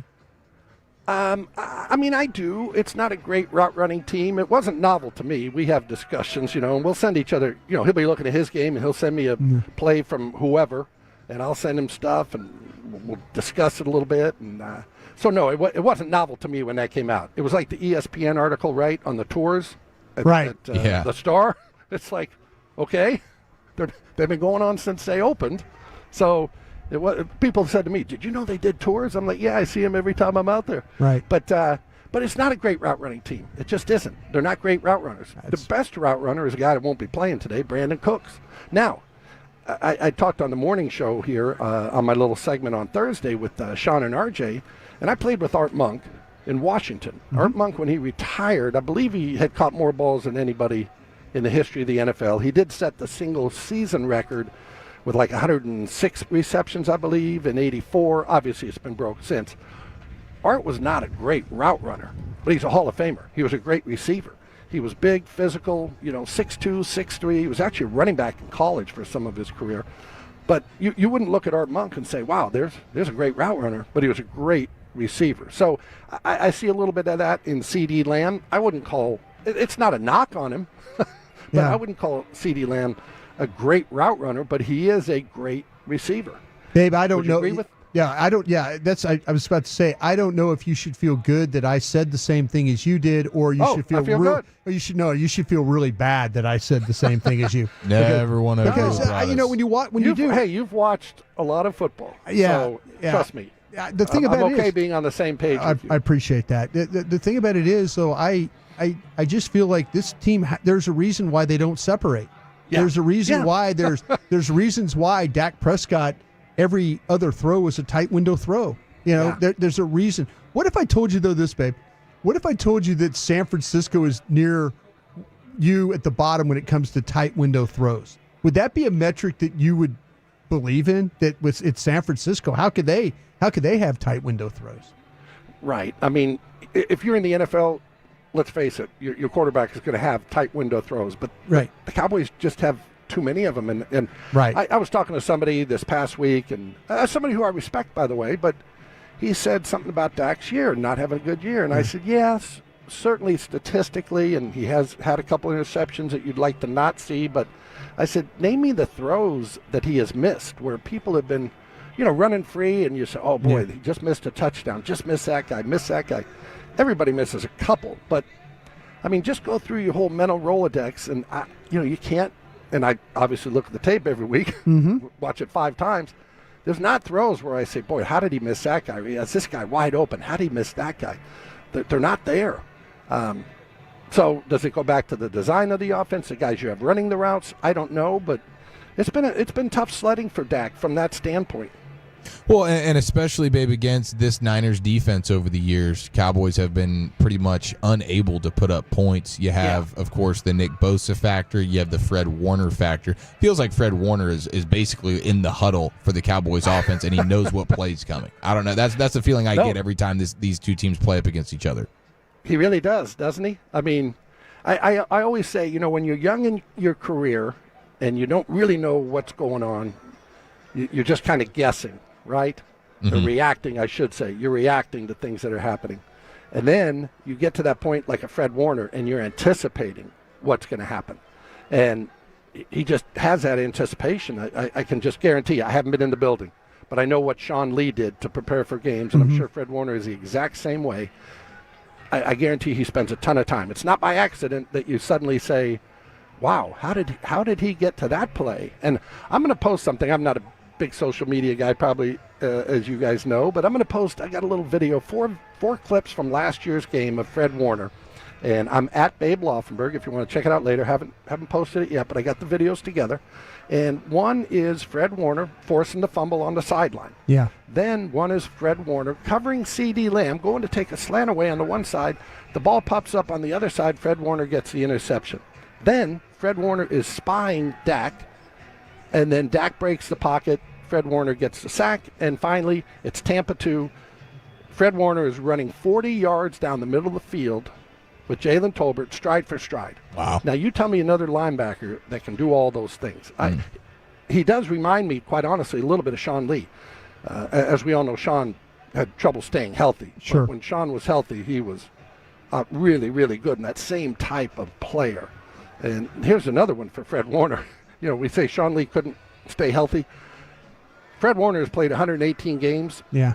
He's started 117. Right. One game. Yeah. Since he has come into the league, he has missed.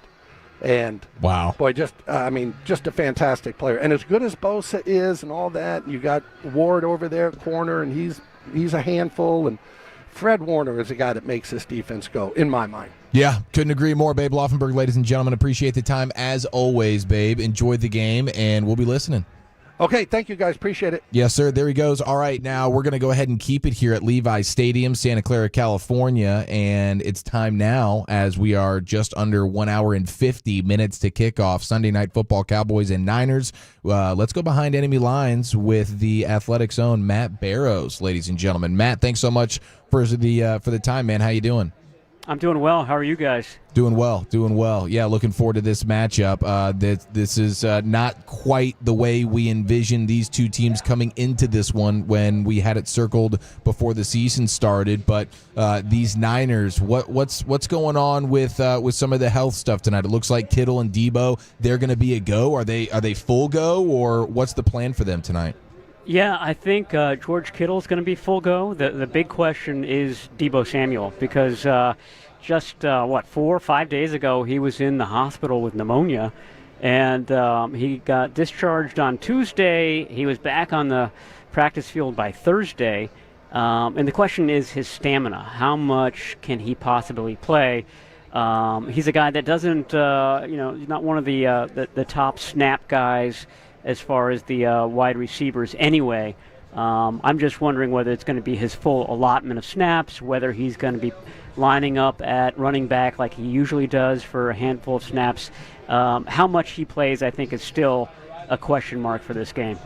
Hey, Matt, we always tend to talk about with the 49ers of Nick Bosa and Fred Warner and others.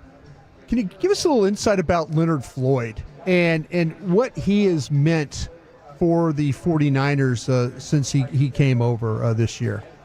Yeah, that's been a bit of an issue for the 49ers. They've got one really good defensive end in Nick Bosa, and they've had trouble finding a bookend for him.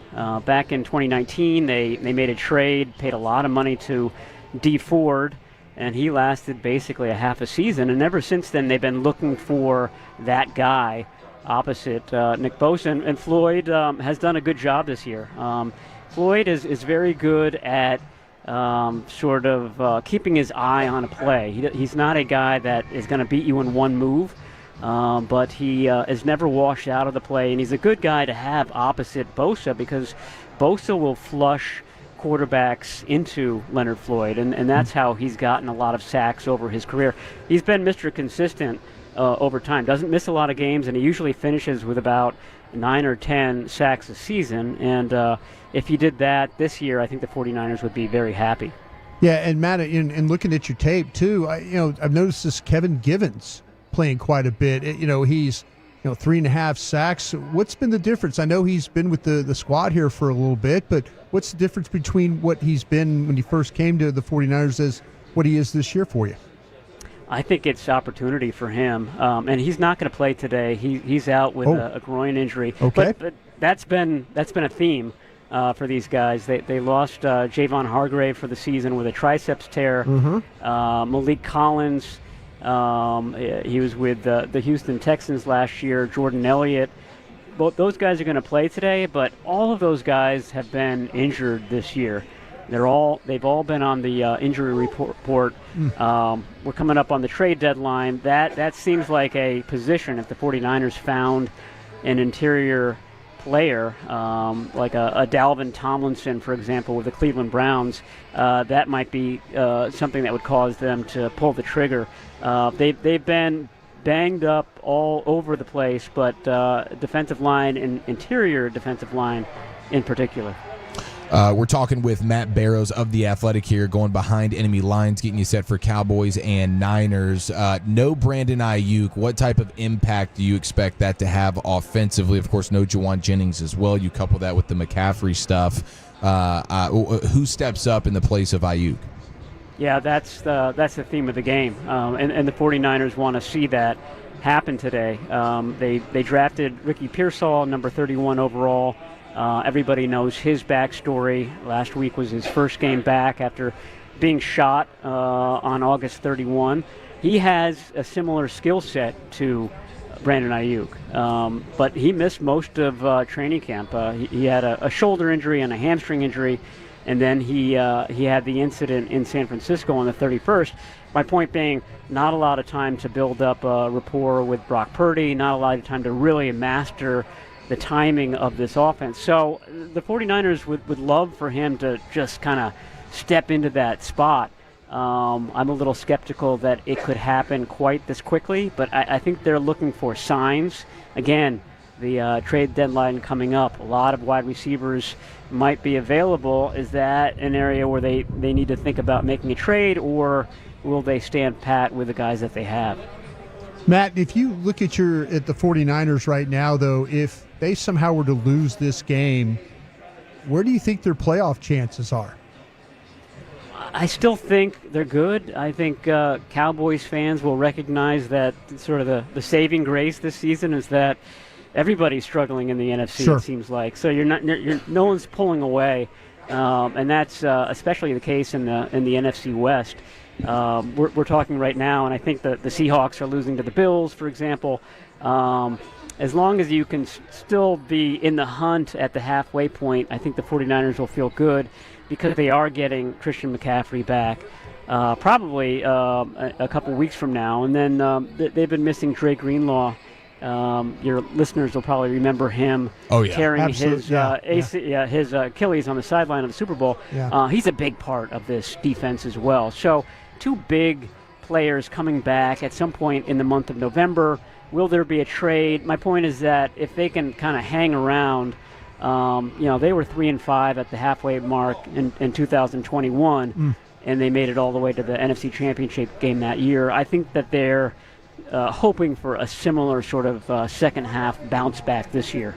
Behind enemy lines with Matt Barrows of The Athletic, covers the 49ers. And, one thing I notice studying this Niners offense is just the lack of effective or consistent screen game. And that's something that feels like it's always been a easy button staple in the Shanahan offense. And this year it hasn't been there. Why do you think that is? Yeah, that was in stark contrast last week against Kansas City, who did end-around screens. They did a lot of things that the 49ers usually do.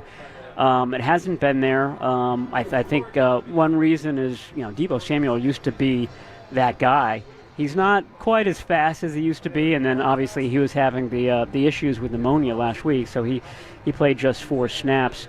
They don't have a lot of speed, or they didn't have a lot of speed.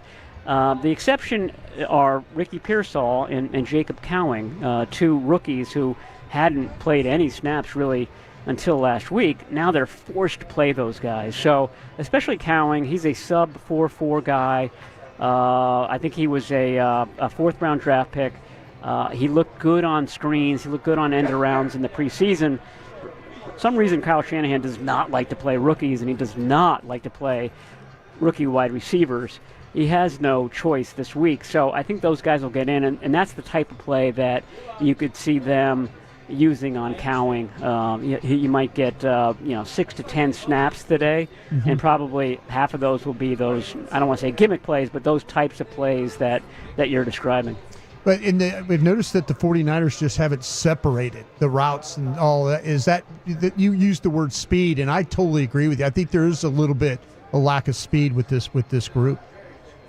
You know, the Chiefs in the Super Bowl played a lot of man coverage, and the 49ers, did not have a good game with Ayuk. They did not have a good game with Deebo Samuel. The exception, of course, was Juwan Jennings, who probably would have been the MVP of that game had the 49ers won. He's a big target. He's not getting separation, but he's good with a guy draped all over him. Deebo Samuel doesn't get a lot of separation. Brandon Ayuk was their separator, but he's more, obviously he's not going to be a factor the rest of the season. So it's a huge question moving forward because you're seeing teams play more man against the 49ers than they did in previous season. That's throwing everybody for a loop. Certainly throws Brock Purdy for a loop when it happens. This is a much better team against zone coverage than it is against man. Matt, I'm trying to find any way that the Cowboys can win in the margins here tonight. All three phases, special teams wise. What do we need to know about the Niners? Are they any good? Yeah, I would triple underline that for the Cowboys because the 49ers aren't just no good. They've been the worst in the league. And each of their losses has come with a big gaffe on special teams, whether it's a fake punt against them, a block, a kick return for a touchdown. It's just been one thing after another. And they're on their third kicker this year because of those issues. I mean, it's related. The kickers can't get the ball into the end zone, so kicks are coming back. The kicker has had to make a tackle twice, and the kicker's gotten injured on both of those tackles. So they're on number 3. They're on the Green Bay Packers kicker from last year, Anders Carlson, who booted a 55-yarder last week against Kansas City, but going north, so it's going to be the left side of the screen for people watching the game on TV. That's where the wind comes in, and that's where the 49ers kickers have had trouble, especially on the kickoffs. Those kickoffs do not go deep into the end zone for touchbacks, and so a kicker with a big leg, which I think the Cowboys have, is going to have an advantage in that dimension, and usually that's like the last thing you think about. Yeah. But it's been a big deal for the 49ers this year. They've really struggled on special teams. Yeah, I mean, my goodness, if you're turning to Anders Carlson, isn't that the guy that Matt LaFleur last year was like, yeah, I just pray every time he's out there, like that's his only coaching point. We just cross our fingers and pray every time he goes out there to kick the football.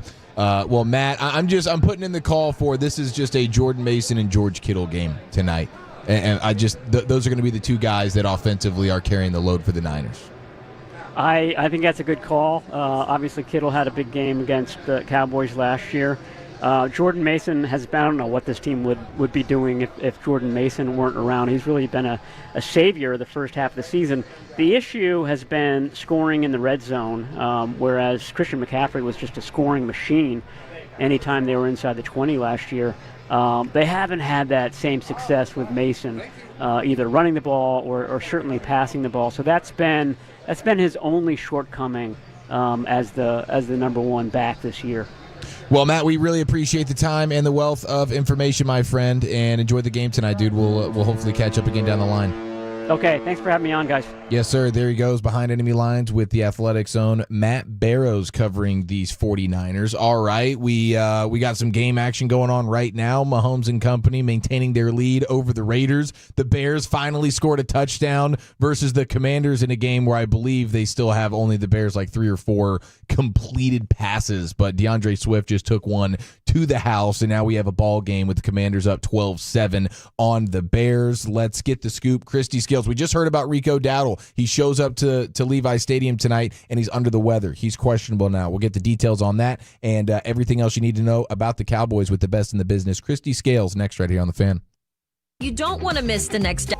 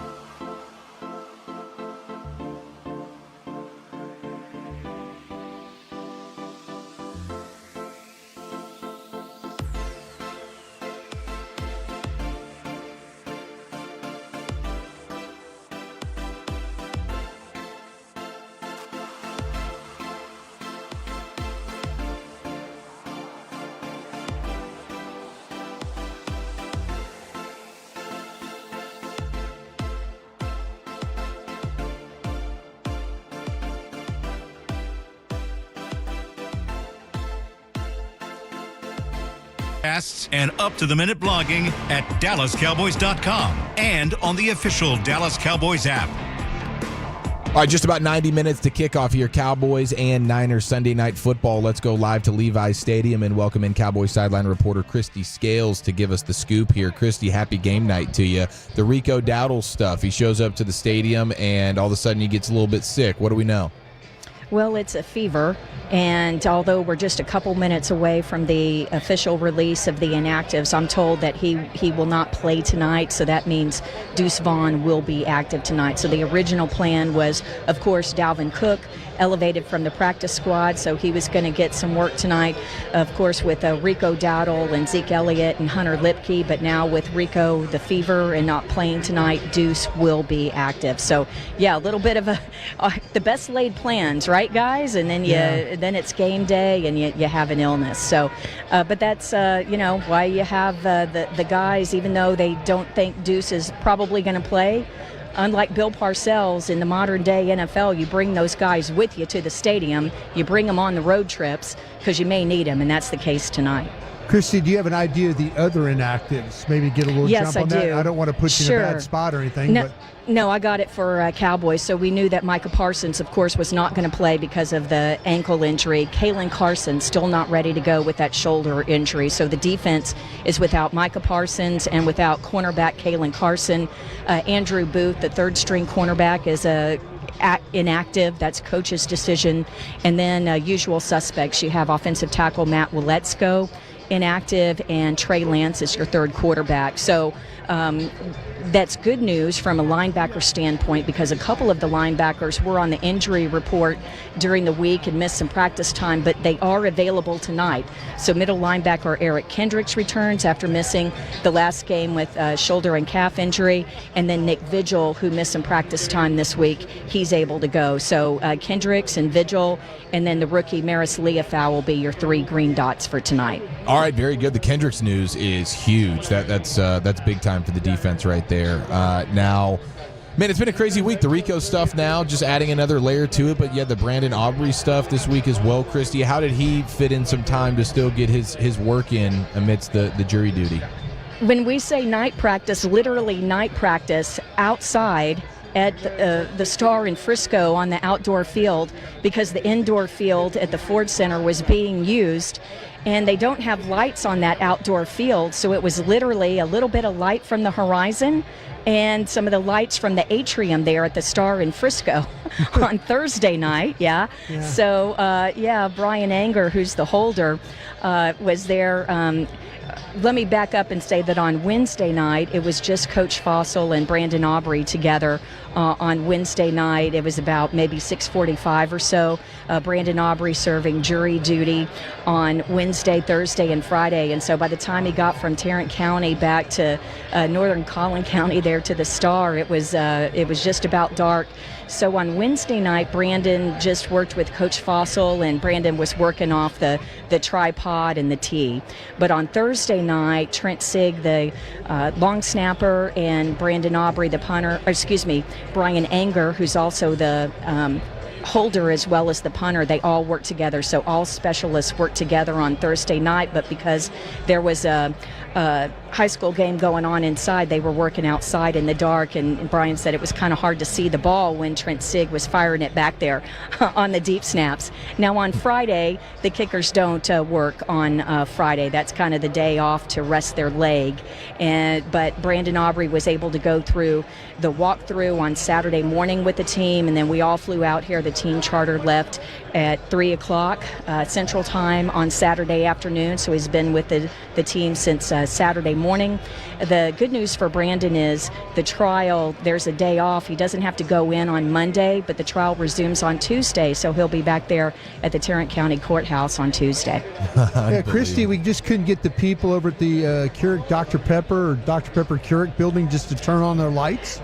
Everyone in their office, just turn on your lights. We'll be good to go. Well, they were very lucky in that the Keurig Dr. Pepper headquarters is exactly opposite from the Cowboys headquarters, and so the reflection of the lights from the atrium helped. There you go. It reflected off of the Keurig Dr. Pepper because it's a glass outside, reflective, and so Can Too you see funny, them out man. there at night Oh, kicking? yeah. Oh, but yeah. hey, they got the work in. I'm actually watching the specialist right now, and this is the part where the kicker, let's see, Aubrey's going off the tripod here, and it's from 44 yards. And hang on, he's see how he's going. Over on the other side, we have to mention that Anders Carlson, they had to elevate him from the practice squad because they're without their first two kickers. But Brandon Aubrey just nailed one from, that would be a 56-yarder.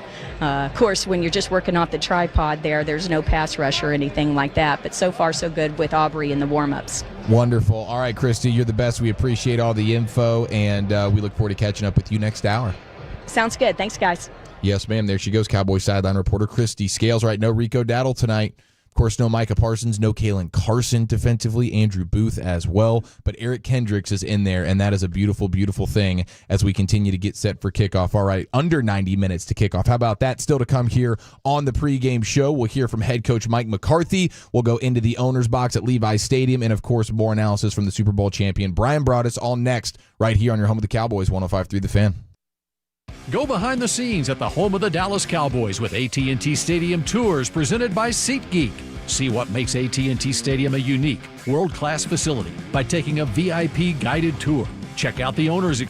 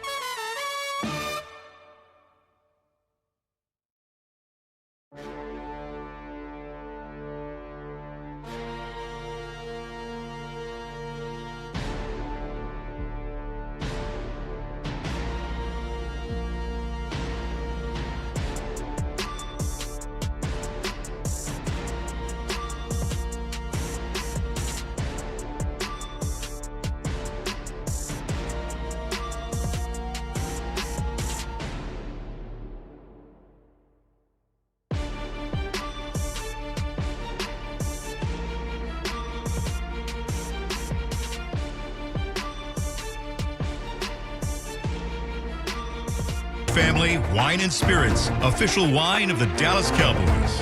AT&T, the official sponsor of the Dallas Cowboys. Miller Lite, the only beer of the Dallas Cowboys. And by blockchain.com. Make your crypto play today. Also brought to you by Bell Nunnally, behind every great company. Jack Link's Beef Jerky. Jack Link's, feed your wild side. Volleman's Dairy, the official milk of the Dallas Cowboys. And by DallasCowboys.com. Keep track of the boys with daily podcasts and up-to-the-minute blogging at DallasCowboys.com and on the official Dallas Cowboys app. Now, here's Eric Chiofalo and Bryan Broaddus. Well, happy game night, ladies and gentlemen. Under an hour and 20 minutes to kick off here on the Dallas Cowboys Radio Network. Sunday Night Football, Week 8. Two teams limping into this one, Cowboys and Niners, a historical matchup, and this is not exactly how we pictured it before the season started. Both of these teams struggling the way they have, but we're fired up for kickoff, and we will get you there as quickly as possible. Coach's Corner with Brad Sham and head coach Mike McCarthy coming up in a few minutes. Of course, we'll go into the owner's box live from Levi Stadium. But right now, let's break this thing down. The preview with Super Bowl winning scout Bryan Broaddus here, brought to you by Sleep Number, the official sleep and wellness partner of the Dallas Cowboys. Broaddus, happy game night to you, sir. Thank you. And man, what is the path to victory for the Cowboys tonight offensively? Because every time Dak goes up against Fred Warner and Nick Bosa and these red jerseys of the 49ers, he looks like a different quarterback, and the offense looks like a different offense. It does, and hopefully things coming out of the bye that maybe you have a little bit better understanding of some of the things you're just not very good at, and maybe could find a way to work around that. We've talked about the running game itself. We'll see what happens with Dalvin Cook tonight in this game. Will he get more opportunity? Could he be a guy that maybe turns back the clock a little bit? Looking for a turn back the clock game for Dalvin Cook. That'd be nice. It's his debut, and there's no Rico Dowdle. He showed up to the building. He's under the weather. He has a fever, according to Christy Scales, and he has been ruled out for the game. So it's no Rico Dowdle. This is going to be a Dalvin Cook and Ezekiel Elliott, Hunter Lipke backfield. Oh, yeah. I think that, again, it's going to be about physicality and how much can you play with that up front. You know, Dallas has struggled with getting blocks up front. They haven't done a very good job on when it comes to some combination blocks. If the last game, that Pittsburgh game, was probably the best example of the way they're going to need to run the ball tonight. They're going to need to find a way to have one of these backs come up with a 90-yard game. I really do. I think you're going to have to find ways to hold the ball away from San Francisco. I know they're banged up, but man, your defense could be put in harm's way a lot against this 49er offense. So to me, it's about the Cowboys offense tonight, the ability to run the ball like you did against Pittsburgh, and then Dak Prescott. They've got to figure something out in the red zone. It cannot be 0.8 yards per carry in the red zone, and it can't be Dak Prescott throwing the ball at 39% completion percentage down there.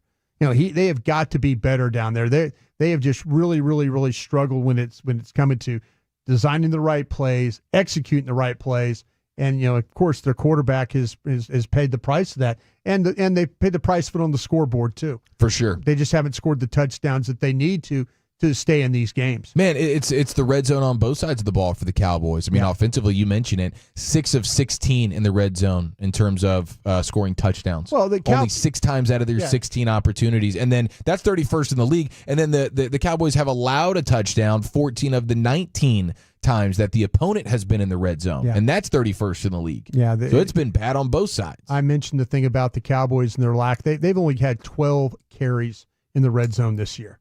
12. That's the fewest in the NFL. And that is, as I mentioned, 0.8 yards per carry. You cannot run the ball in the red zone. Dak refuses to run himself, right, which is a huge advantage anywhere on the field, but especially in the red zone. And so that's frustrating. And then you add all the turnovers. I mean, it feels like, how many times have they gone down there and boom, it's a miscommunication and there's a turnover in the red zone. All things you can't have happen tonight for sure. We know about Fred Warner and just how much of a nightmare he is at the linebacker position. They don't have Dre Greenlaw tonight, and the two of those guys have really just dominated these Cowboys games. But Fred Warner still his same old self, do-it-all linebacker. How about Nick Bosa on the edge versus Terrence Steele versus the rookie Tyler Guyton, who will be back at his position there of the starting left tackle? How much of this pass rush is going to be difficult to stop? Yeah, it is going to be very difficult because Nick Bosa, he leads the National Football League in pressures with 39. He's got 3.5 sacks this year. You kind of go look across the board. Malik Collins has done a pretty nice job. Everybody's familiar with Malik Collins from the Dallas Cowboy days. His time here, here's a guy with 17 pressures himself and 3 sacks. We had a chance to talk to the Matt Barrows, who covers the 49ers for The Athletic. I was worried about Kevin Givens playing in this football game. Kevin Givens has 3.5 sacks as a defensive tackle spot as well. Leonard Floyd, 3 sacks. As you can see, it's a 4-man rush, and that's what they like to go to. Now we'll see if they get into some blitzes here, maybe try and confuse Dak, thinking that, hey, we're gonna 4-man rush you, and then all of a sudden you bring some blitzes and the protection not ready for it. But yeah, you're going to it's going to be about how do you block Nick Bosa and how do you block Leonard Floyd in this game. I think Leonard Floyd needs to have your attention as well. Okay, defensively for the Cowboys tonight, we know how much of a struggle this Shanahan offense has been to defend over the years. What do you see from this Niners offense? Because it's clearly not the same as it's been over the course of the last few seasons. Things don't come quite as easy. Yeah, this is where, and they're banged up. Yeah, the 49ers live, they'll run the football. There's no question they're going to try and run the football on you. And with Jordan Mason in the back, he averaging about 5.5 yards a carry. You start to talk about the better backs in the league the Cowboys have faced. That monster they faced with the Ravens, was put the hurting on you there. This kid is capable of doing the same thing. Totally. They a lot of missed tackles. One of the tops in the league when it comes to missed tackles. A lot of explosive runs. Those runs that are 10 plus. He's got a ton of them. He's leading the league in those. So, yeah, he's not this 60-yard home run hitter, but he'll get you for 10 to 15 yards multiple times. Every time. And generally when you see Brock Purdy under center, here's a metric for you, about 75% of the time when he plays under center, they're going to hand the ball off. They're going to run the ball, and they're going to try and get the ball to the edge. Their big game is trying to get that thing to the outside to get it to the corner. They play in a lot of condensed formations. They play, when we say condensed, their width of their formation is about 20 yards. On the flip side of that, Dallas plays the widest of any team in the league. They're right around 27 yards of width. So what do you do when you play with condensed formations? You're able to get receivers and tight ends in blocking positions. Right. This coach does a great job of getting his players, and he usually will win with numbers. He will do it with numbers. He'll bring it with motion numbers. He'll do it with just lining up with numbers. He is going to try and cause problems for you with the way that he plays with his condensed formation. Yeah, and the under center stuff and all the getting outside, that reminds me of Green Bay Packers playoff offense. That reminds me of New Orleans week 2 this season, under center, handing the ball off and gashing you. The Lions, same thing. And then they start to mix in the play action passing game, and we know how devastating that can be. So not quite the same Niners offense that we're used to seeing. No Brandon Ayuk, of course. You have a banged up Deebo Samuel, banged up George Kittle, but it is National Tight Ends Day. I think they're going to try and force feed him on the play action game. Cowboys giving up almost 9 yards per target to tight ends, and we know how much success George Kittle has had versus this Cowboys team over the course of the last few years. So Jordan Mason, George Kittle, those are the two guys I'm circling, and you mentioned it, the under center, the handoffs, and then the play action passing game there. That's where it's going to get tough on you. And we'll see if Mike Zimmer has a little something up his sleeve after the bye week here. Yeah, and the 49ers like to live in the middle of the field, the intermediate passing game, anywhere between 10 to 19 yards. They've got the highest percentage rate of those intermediate passes in the league. They're well at 33% with those. And Brock Purdy's been pretty darn good at that, So, he's had a couple of interceptions there. But, last week against Kansas City, he was only 3 of 11 on his intermediate pass. And the Chiefs safeties did a great job of driving on those crossing routes and making things difficult when the ball was coming, when they were trying to get the receivers across the field. They tipped some balls at the line of scrimmage. That really helped. Hands up. Brock Purdy was trying to fit some of those crossing routes. So hands up, tip balls, lead to interceptions as well. Dallas needs to figure out how to do that. The problem with the Cowboys, though, is, like I said, no team gives up more yards per attempt, almost 13 yards an attempt on those crossing routes and things like that. If we all watched the Detroit game, I'm sure that Kyle Shanahan sees the same thing, and they're going to try and attack the middle of your defense. All right, we're just over 10 minutes away from Brad Sham's conversation with Cowboys head coach Mike McCarthy for tonight's Coach's Corner. I did want to play some sound here. Mike Tirico, who will be on the call tonight for NBC, and he was on with our morning show on the flagship, Sean and RJ, on Friday. And this is what he had to say in terms of how much of a confidence booster this win could be Sunday here for the Cowboys. It would be huge. Remember, the game after the big loss here was a Monday night game. I'm almost sure it was at SoFi. Chargers, yep. Against the Chargers, right? And Aubrey kicks a field goal in the last few minutes of the game and win by 3. Then the bye week. And then the team takes off. There was a loss there, Philly, I think. But then there's like that run. We went all the way to mid-December winning games, right? One loss from the bye till middle of December. Mm-hmm. So, yeah, this could be a huge pivot. Here's what I think is bigger. This game could be a head-to-head against the team you're fighting for a wild card spot with. And that might matter the way this NFC is bunched. I think the NFC North is good. I don't know if Chicago's going to have the staying power. I think the other 3 teams will. Washington and Philly look okay. Washington looks okay right now. But look, any one of those teams can be beatable if Dallas can get healthy and get its act going. You might be battling the San Franciscos and the Seattles and the Rams for that last wild card spot. So I think, in addition to turning the season around and getting good momentum going, I think this is a huge game for the head-to-head part of it, because you both might be in that same spot coming week 17 and 18.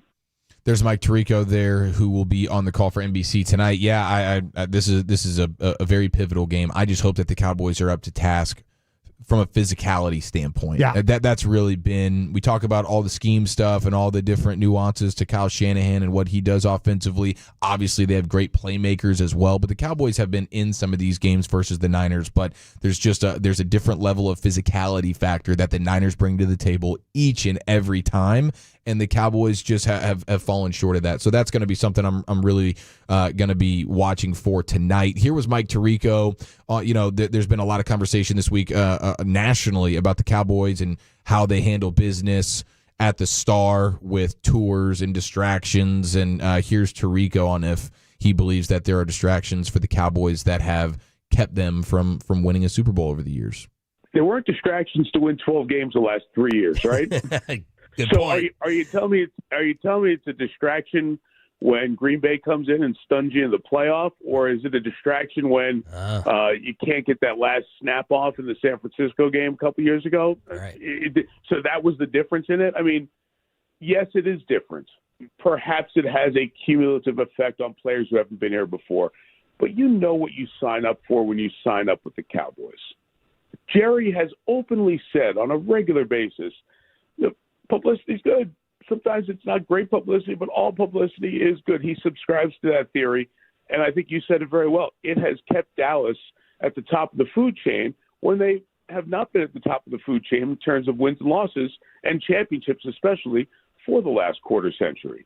So this is what you sign up for. You probably make more money and are in a higher profile position in Dallas than you would be if you applied your trade in Jacksonville or Glendale or other outposts around the league. It's just a fact. So it didn't hold the team back from winning divisions and winning 12 games. Is there a cumulative effect? I'm sure there is. Well, you just have to then maximize it best you can and not make it a distraction.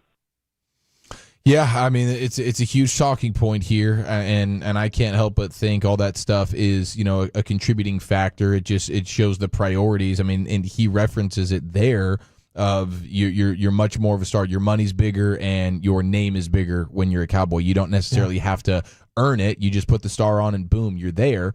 And around the NFL, it's different. I think some teams prioritize winning perhaps a little bit more than what the Cowboys do, and the tours and all that kind of stuff is just kind of a microcosm of that.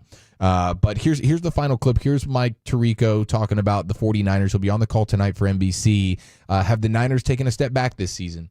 I don't think they're as scary when they're lining up Chris Conley, Jacob Cowing, and Ricky Pearsall at wide receiver. Yes. It's just a fact. Let's start taking the top 3 receivers off the team and the offensive player of the year in the league. Yeah. When you take Christian McCaffrey out of the lineup for the first half of the season, you take away more than a running back and stats. You take away the ability to disguise personnel. How many plays that McCaffrey is split out, or you move him in the formation that attracts attention, and then Deebo Samuel beats you, or Ayuk gets one-on-one coverage, or Kittle gets down the slot. Now you take some of those pieces out, and now Ayuk's gone for the season. Who knows what McCaffrey's going to be if he comes back after the bye. And you've got a lot of the key pieces of this thing out. Yes, Jordan Mason, the running back, has come in, and he's second to Derrick Henry in rushing yards and in rushing attempts. So you're getting the production stat-wise, but you're not getting the production in terms of offensive flexibility and a dynamic offense. So I don't think this is the team that we saw last year. And with the Ayuk injury and the uncertainty of what McCaffrey's going to look like if he comes back after the bye week for them, I don't know if we're going to see them at full strength at any point during the season. So they're not as lethal and scary on offense as they were that got into the Super Bowl last year.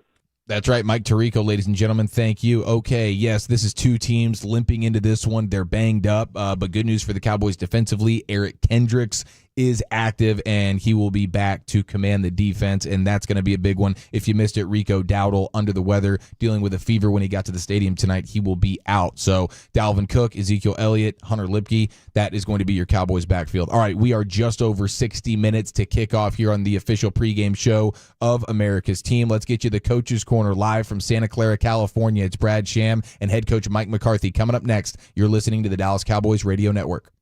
Hey, Dallas Cowboys fans. Hope y'all are ready for game day.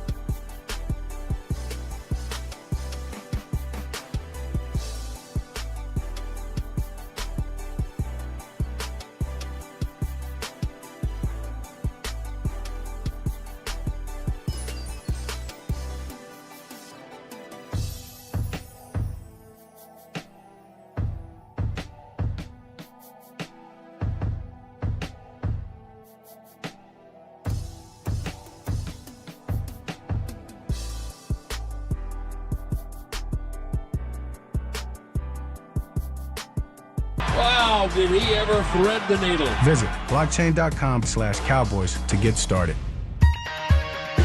All right, we'll go into the owner's box at Levi Stadium coming up here in just a few minutes. Under an hour to kick off Sunday Night Football at Levi Stadium. Cowboys and Niners. This is a big one, ladies and gentlemen. Mike McCarthy, 0-3 in his time with the Cowboys versus these 49ers. Will tonight be any different? Well, he's standing by right now with the voice of the Cowboys, Brad Sham, for tonight's Coach's Corner. Brad, take it away.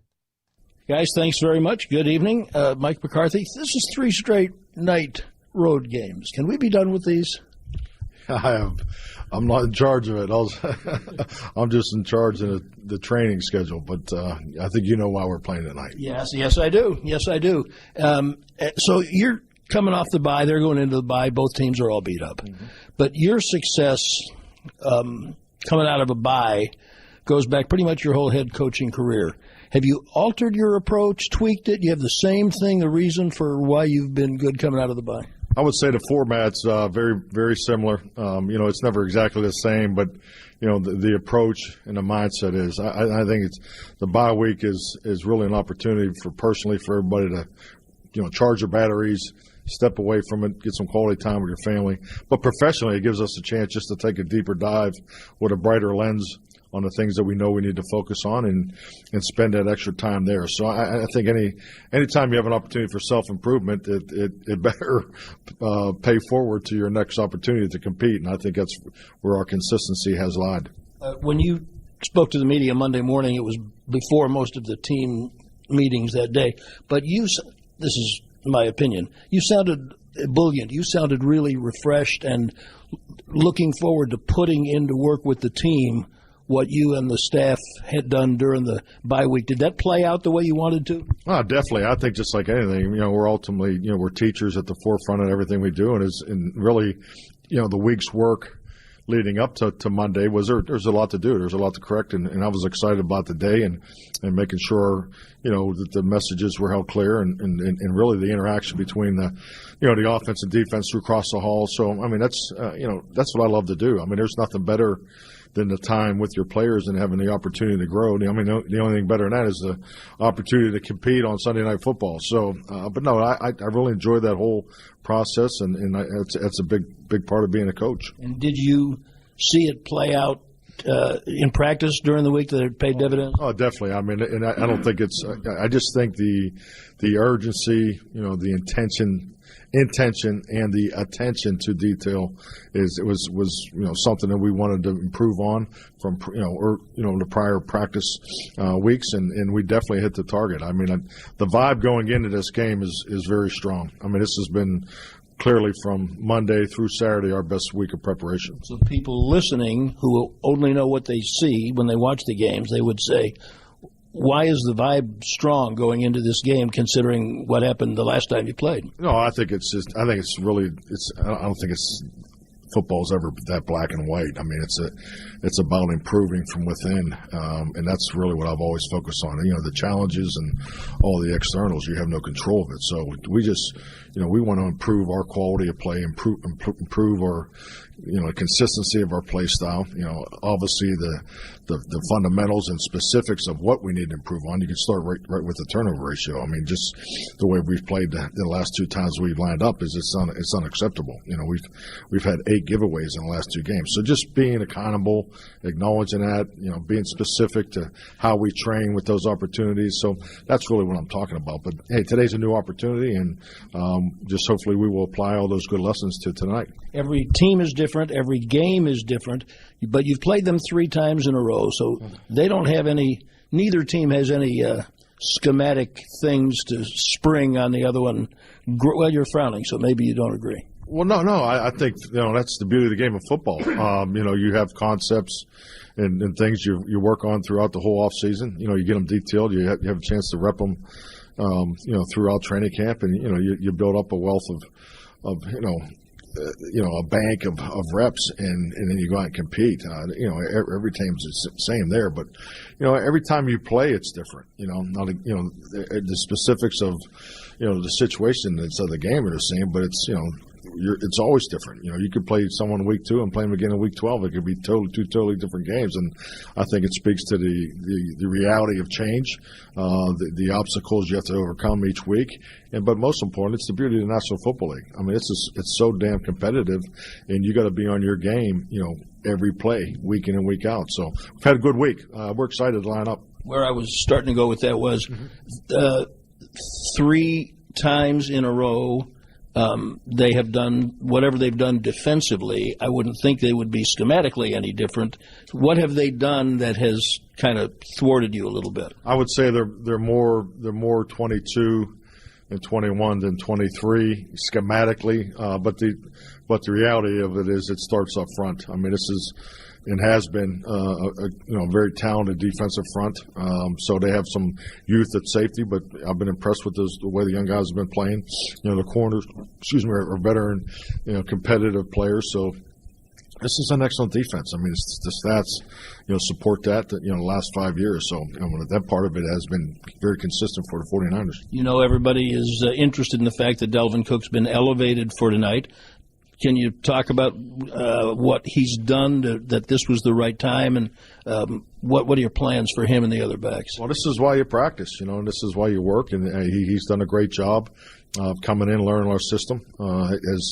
Looks comfortable in the scheme, and we just watching him work here, throughout the first 6 weeks. We feel like he's earned this opportunity to have some reps. It'll be a rotation. I mean, we've been going with this running back by committee up to this point, and it's got a little tougher to even get another guy reps. So it's never going to be as clean as you want, but we want a healthy rotation, and we feel like the change up of run styles could be a weapon for us. And Tyler Guyton's back at left tackle. How has his work been? Correct. He's had an excellent week. He's back. He hasn't missed anything, so he's ready to go. And when you look at what they are, the other side of the ball when they have it, some of the skill people that they're missing, their offense. If you were coaching that offense and missing those people, would it change the way you called the game?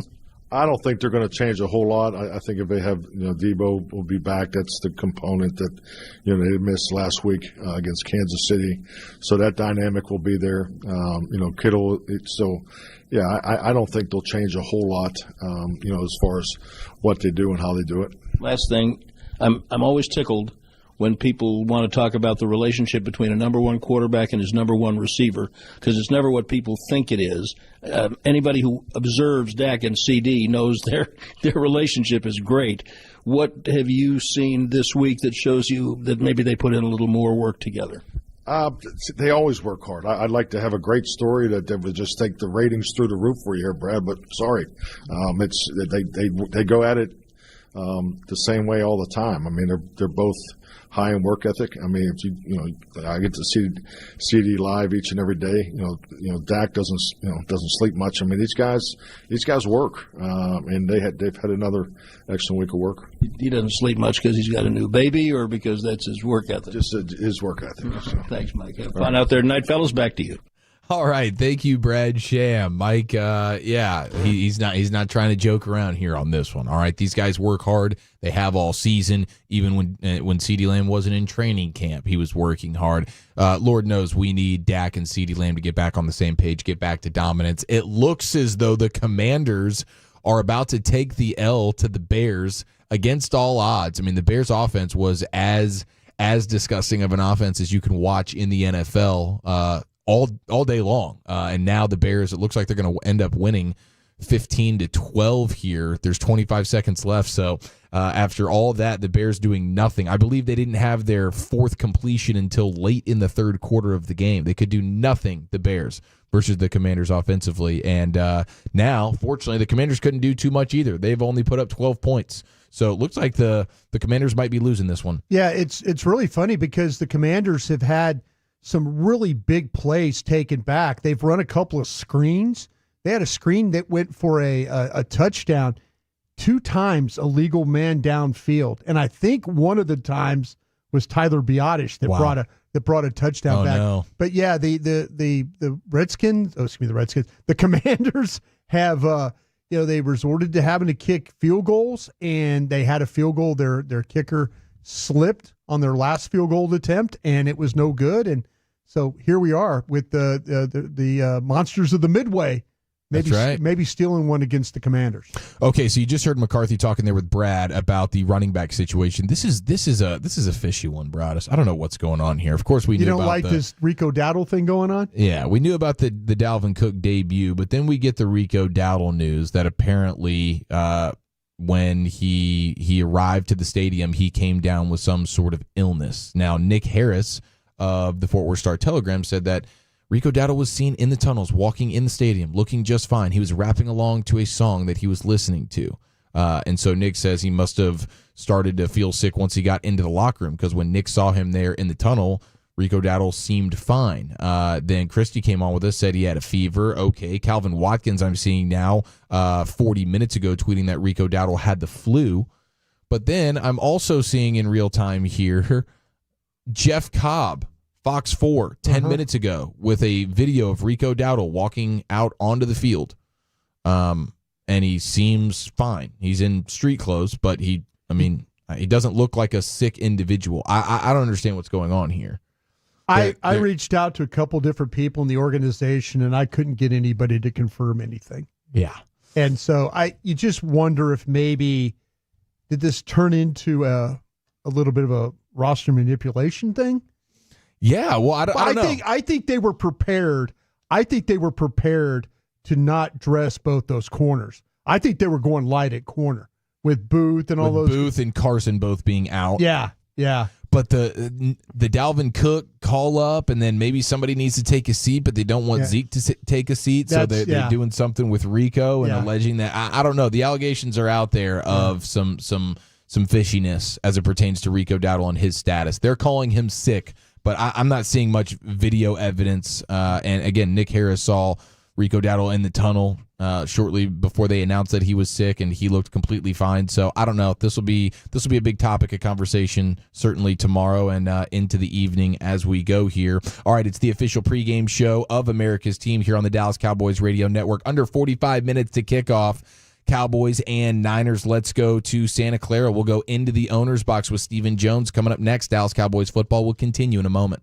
Hey, Dallas football fans, Buffalo Wild Wings.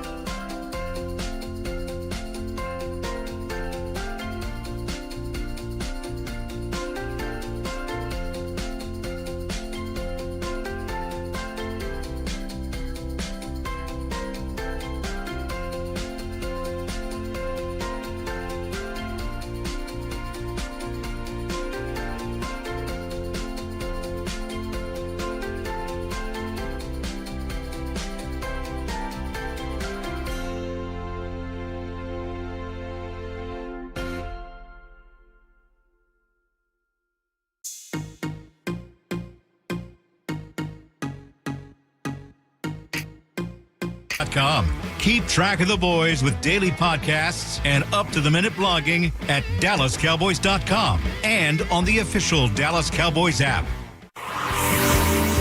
Here's Eric Chiofalo and Bryan Broaddus. Wow, what an unbelievable ending at FedEx Field. Commanders just beat the Bears despite me giving them the L like 5 minutes ago after the Bears scored what we thought was going to be the game-winning touchdown.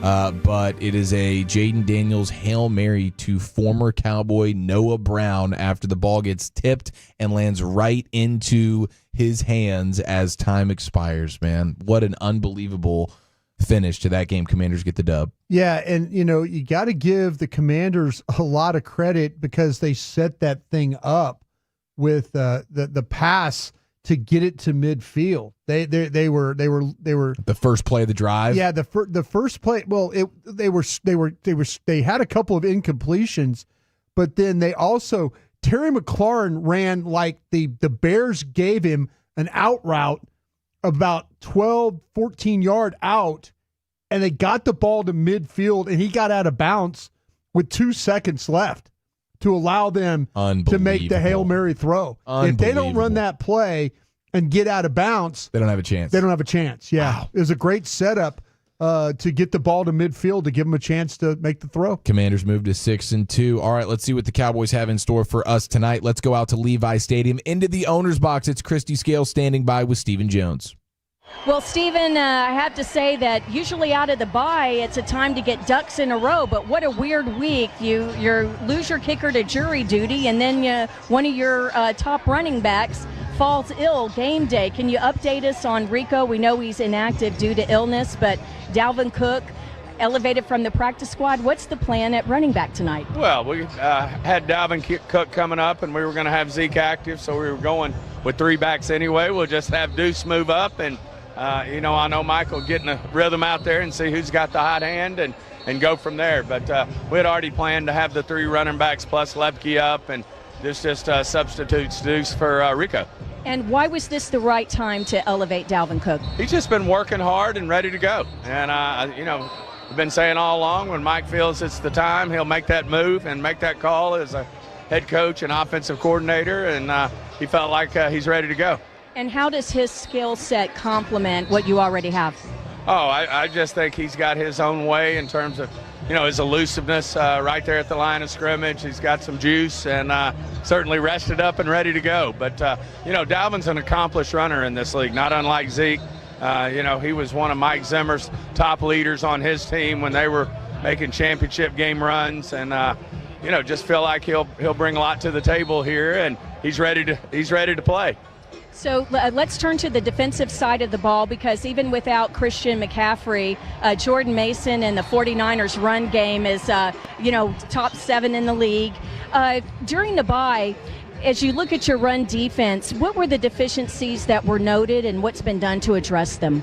Well, we've had games where we played the run well, and then we've had games where we haven't. But it's just a work in progress. Obviously, Mike, it's brought in a new defense, new language, new everything. So we knew there was going to be some learning curve there. But getting Kendricks back will be a big deal. 49ers always run the ball well with Shanahan. Very good at what they do, but feel like our guys are ready to go and think we'll play well. You mentioned Eric Kendricks. So great to have him back after missing the last game due to injury. He was so close to being a 49er. What was the final Jones sales pitch to get him to say no to the 49ers and sign as a veteran free agent with the Cowboys this offseason? Well, on this one, I got to give Zim credit. Zim had him, another one of those Zim players in Minnesota, and he called him up, and I think he had the final sales pitch on this one. But Jerry and I both talked to him as well and told him how much we'd love to have him in Dallas, and we're sure glad we have him.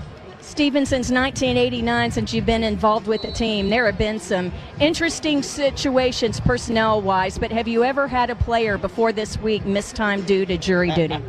I think this may be the first one, so usually we can work around those type of things, but he's on that duty and he's doing his service, and the good news is it didn't affect him. He was able to get his work in, and we'll be in good shape. And just glad it wasn't Dak.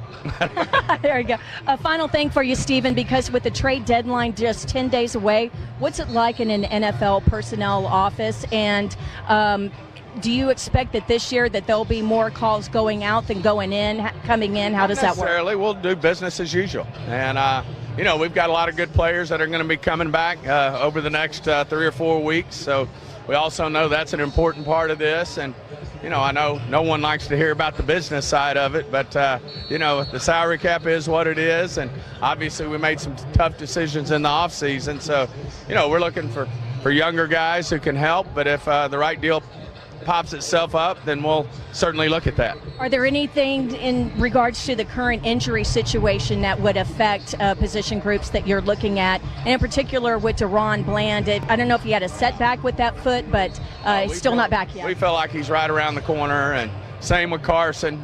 Certainly Nealon's not going to be too far off. Micah's not too far off. So, we've got help on the way, and we just got to we'll get them back, but in the meantime, we got guys that are getting valuable reps, and I think they'll do a good job tonight for us. And your favorite Cowboy 49er memory? Probably the first time we won out here. Harper catching the ball that put them to sleep, if you will, and made the big long pass play that locked up our first Super Bowl appearance and first NFC championship. Appreciate Hard to forget that one. Thanks so much, Stephen. That's the view from the owner's box here at Levi's Stadium in Santa Clara as we continue counting down to Cowboys and 49ers kickoff in primetime. Let's rejoin Bryan and Eric. All right, thank you, Christy. Tonight's Owner's Box is brought to you by Yeti, the official cooler of the Dallas Cowboys and the Dallas Cowboys cheerleaders. Once again, talking about Rico Dowdle, and he is a late scratch for this one, coming down with the flu, apparently, allegedly, reportedly, even though I'm seeing video of him in the tunnel in street clothes. He's signing autographs for fans. He looks completely fine. This is not a guy that looks like he has the flu. He's standing out there with, I'll tell you what, Dalvin Cook wearing the number 20. He's wearing the heck out of the uniform right now. Yeah. That looks like a guy right there that I'm fired up. Okay. That's a dude that's in shape. We know he's got some fresh legs. He hasn't played. He's going to be hungry here. He's looking good. I got to say, he's wearing that uniform impeccably well. But Rico Dowdle is standing there amidst the running backs while they go through their pregame warmups and stuff. If you had the flu, wouldn't you be down and out for the count a little bit? You're supposed to have a fever. Certainly don't want you around my players if you have the flu and some contagious. I don't know. It's a little fishy. But more importantly, let's get to know the enemy. Brought to you by Arrow Exterminators, the official pest control provider of the Dallas Cowboys, and hopefully Broaddus tonight. The enemy is not the referee crew. Little zebra report. Yeah, you know what? And keep talking because I got to grab my notes on my referee. Okay, all right, very good. Hang on just a second. Keep going. We will get the zebra report here momentarily from the man Bryan Broaddus, who used to actually do the zebra reports for the teams that he worked for in the NFL when he was winning Super Bowls and whatnot. Now, this Niners team, they've actually struggled in the red zone as well, so that's going to be something to monitor. We know the Cowboys offensively and defensively have been really poor in the red zone, but good news, the opponent tonight is 27th in the league in terms of scoring touchdowns on their red zone trips offensively. So that's going to be certainly a key to the game, and that's good news that the Niners have struggled. Broaddus? Yes. Sorry about that. It's all right. I thought I had my referee notes in front of me. Bill Vinovich is the official. Billy V. Bill Vinovich usually lets you play. I can see why the league said, listen, we'll put Dallas and San Francisco on Sunday Night Football, and we'll throw a guy out there that'll let both teams play. Six games so far for Bill Vinovich. If you look at his penalty breakdown, he's actually called more penalties on the home teams than he has on the visiting team. 41 penalties for the home guys, 32 for the road guys in this one. Defensive pass interference has been a big one for them. Offensive holding is another one that's been big for them. Illegal use of hands, the illegal contact variety there for the defensive backs, been something that Bill Vinovich has called. Neutral zone infractions. Got to be careful with this crew of where you line up. If you're trying to crowd the ball, if you're trying to get into that space, this officiating crew will get you for that one. Delay a game is another one that this crew has had. We've seen, when you start to talk about road games and you have to deal with crowd noise, you always worry about this thing, the clock going down on you. Delay a game has been one that they've called 3 times this year. Roughing the passer has been called 3 times by this crew in 6 games, and then too many men on the field for the defense. So substitutions are going to be another one tonight that you have to keep an eye on. Sometimes officials will let you get away with that one. Yeah. Not this crew. They've had 2 calls in 6 games of defense having 12 men on the field. Okay, very good. There it is, your Zebra report for tonight's game, Sunday Night Football, Cowboys and Niners. It looks like Ezekiel Elliott in pregame warmups is going to be your starting running back, but Dalvin Cook makes his debut tonight. No Rico Dowdle. I think it's a little fishy. We'll ask Brad Sham as we go inside the booth live from Levi Stadium. We're under 30 minutes to kickoff, and we're back here with Brad. You're listening to the Dallas Cowboys Radio Network. Miller Lite is brewed with great taste and only great taste.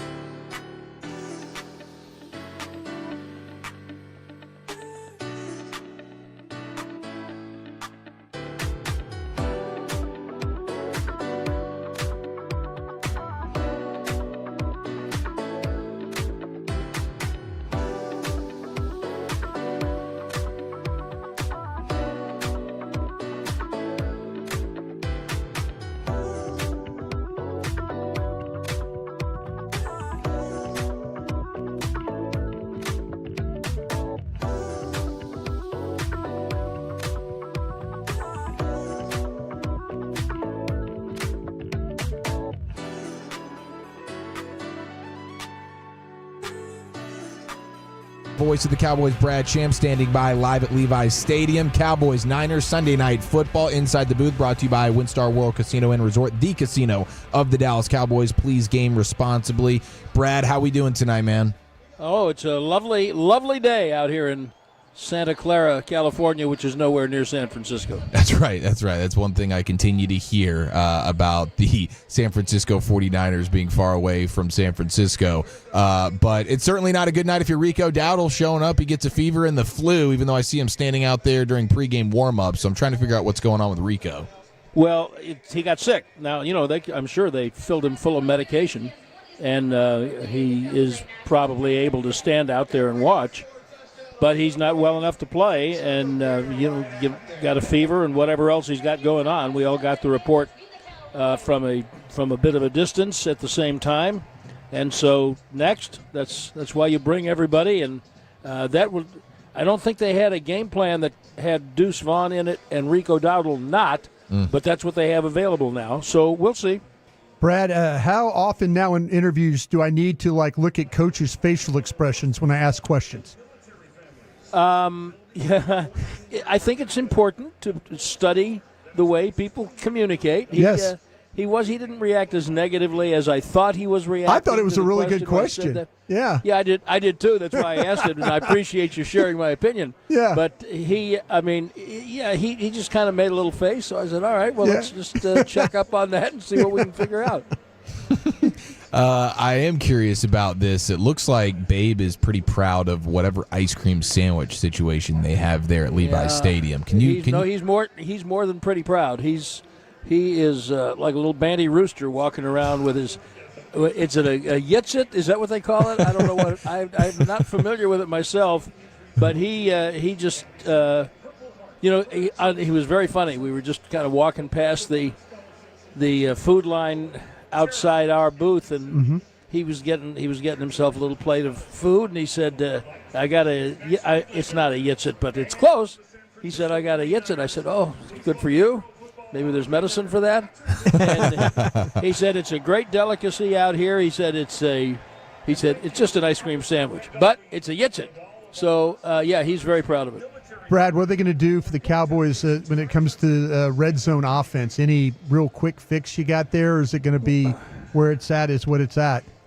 Well, I have two things I would say. One is they've spent all this time, tweaking, and last year they got better, so I think that they can do some things differently. And the other thing is the 49ers are terrible at red zone defense.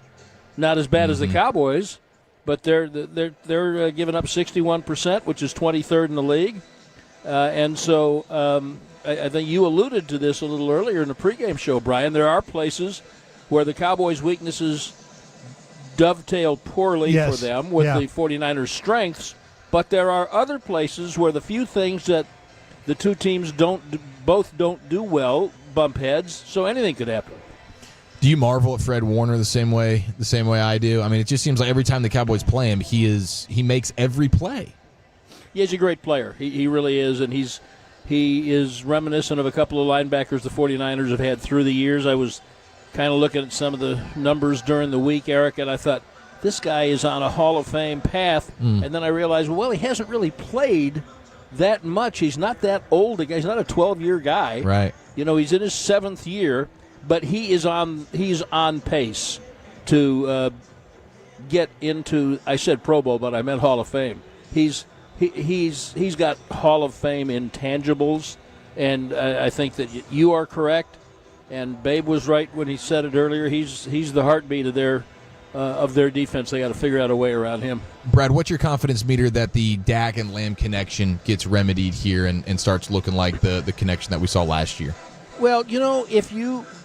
It's fairly high, but if I'm looking at his numbers right, Eric, if you extrapolate what he's got, Lamb I'm talking about, what he's got today over 16 games, he would be bumping up against 100 catches and 1,500 yards. Wow. So the numbers lie to you. Right. And a lot of it has to do with score and how are we running the ball, and I think they'll be. I know that personally they're fine because I've seen their interactions, and they'll get it figured out. I think, but hey, the only chance they've got for the next few weeks is the offense, because they can't generate a pass rush with who they're playing in the defensive line, and it's not their fault. They've got 4 ends hurt, and if the offense doesn't hold up its end, which speaks directly to your question, Eric, then they're going to have uphill fights every week. Always appreciate the time, Brad. Enjoy the game. Okay, we'll be boys. listening. Have a good night. Thank you. You too. There he goes, voice of the Cowboys, Brad Sham. And before we get to Christy Scales' keys to the game, let's go ahead and pause 10 seconds to allow stations to identify themselves along the Dallas Cowboys radio network. You're turn it on, leave it on. Home of America's team is 105.3 The Fan. Hello, baby. KRLD-FM and HD1, Dallas-Fort Worth. An Odyssey sports station. All right, we're just over 15 minutes to kick off. It's time for Christy Scales' keys to the game, brought to you by Pollock Aurora, proud supplier of the Dallas Cowboys. Christy, what do we need to know about the weather there? Is it a little breezy tonight?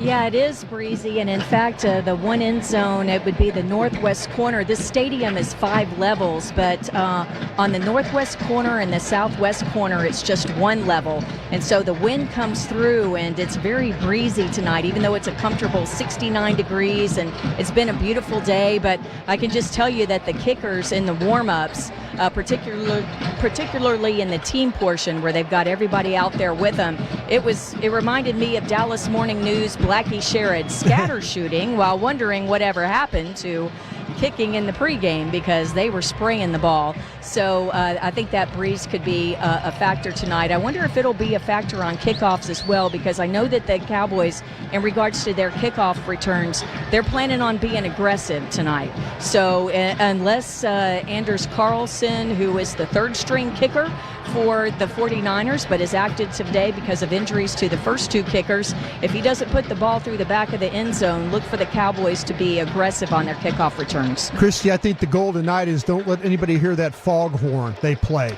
That thing is irritating as all hell. It sure is, and of course they test it out during pregame, but it's kind of like hail to the Commanders when you play in Washington. It's bad news if you hear that, right? That or the Viking horn is another one you don't want to hear. Yeah. And also it's just when you're relaxed and it just and it scares you too. So but so the Cowboys, to keep that foghorn from going off tonight, limit the yards after contact, because the 49ers, not just this year, but the Shanahan era, they're so good. They're moving the ball, but so many yards after contact. So you have to be sure tackling and rallying to the ball tonight defensively. Well, Christy, we certainly appreciate the time as always, and we are certainly trying to figure out what's going to happen offensively with the Cowboys tonight. Dalvin Cook, no Rico Dowdle. How do you expect how do you expect them to divvy up the carries? Yeah, not sure about that. I think that I know that Zeke is probably going to be listed as the starter, and when they come out, actually they come out for pregame intros as a team and don't come out one by one. But I wouldn't be surprised if Dalvin Cook ended up with the majority of the carries tonight. And don't get too caught up into who actually starts the game, because it could be situational. If you get a good kickoff return, or conversely, if you bring it out and get stuck close to your own end zone, it may not be the first of your regular 15 scripted plays. So don't get too caught up in it. But in regards to starting, but I think Cook is going to get a lot of work tonight. Awesome, love it, Christy. You're the best. Appreciate the time. Enjoy the game. Thanks, guys. There she goes, Cowboys sideline reporter Christy Scales, right here on the Dallas Cowboys radio network, inching closer and closer to kickoff. Broaddus, it's prediction time, and this is a little bit tough, but I do feel like the Niners, ultimately, their physicality, and they just have the Cowboys number, and both teams are banged up for sure, but I think the Cowboys injuries will be affecting them a little bit more, and I got the Niners 29, Cowboys 16. Yeah, I went down the same path with you. I just kind of feel like that Dallas needs to turn this into that Sunday night game that they had against Pittsburgh. Make this thing as run the ball tight, make some plays, find a way to stop the run. They stopped the run well that night too. Absolutely, some volume run. San Francisco 26, Dallas 16. All right, there it is, and that'll do it for tonight's pregame show. Kickoff around the corner. We have Brad, Babe, Christy. They got you the rest of the way. Dallas Cowboys football will continue in a moment. Tom Thumb's new Drive Up and Go service makes grocery shopping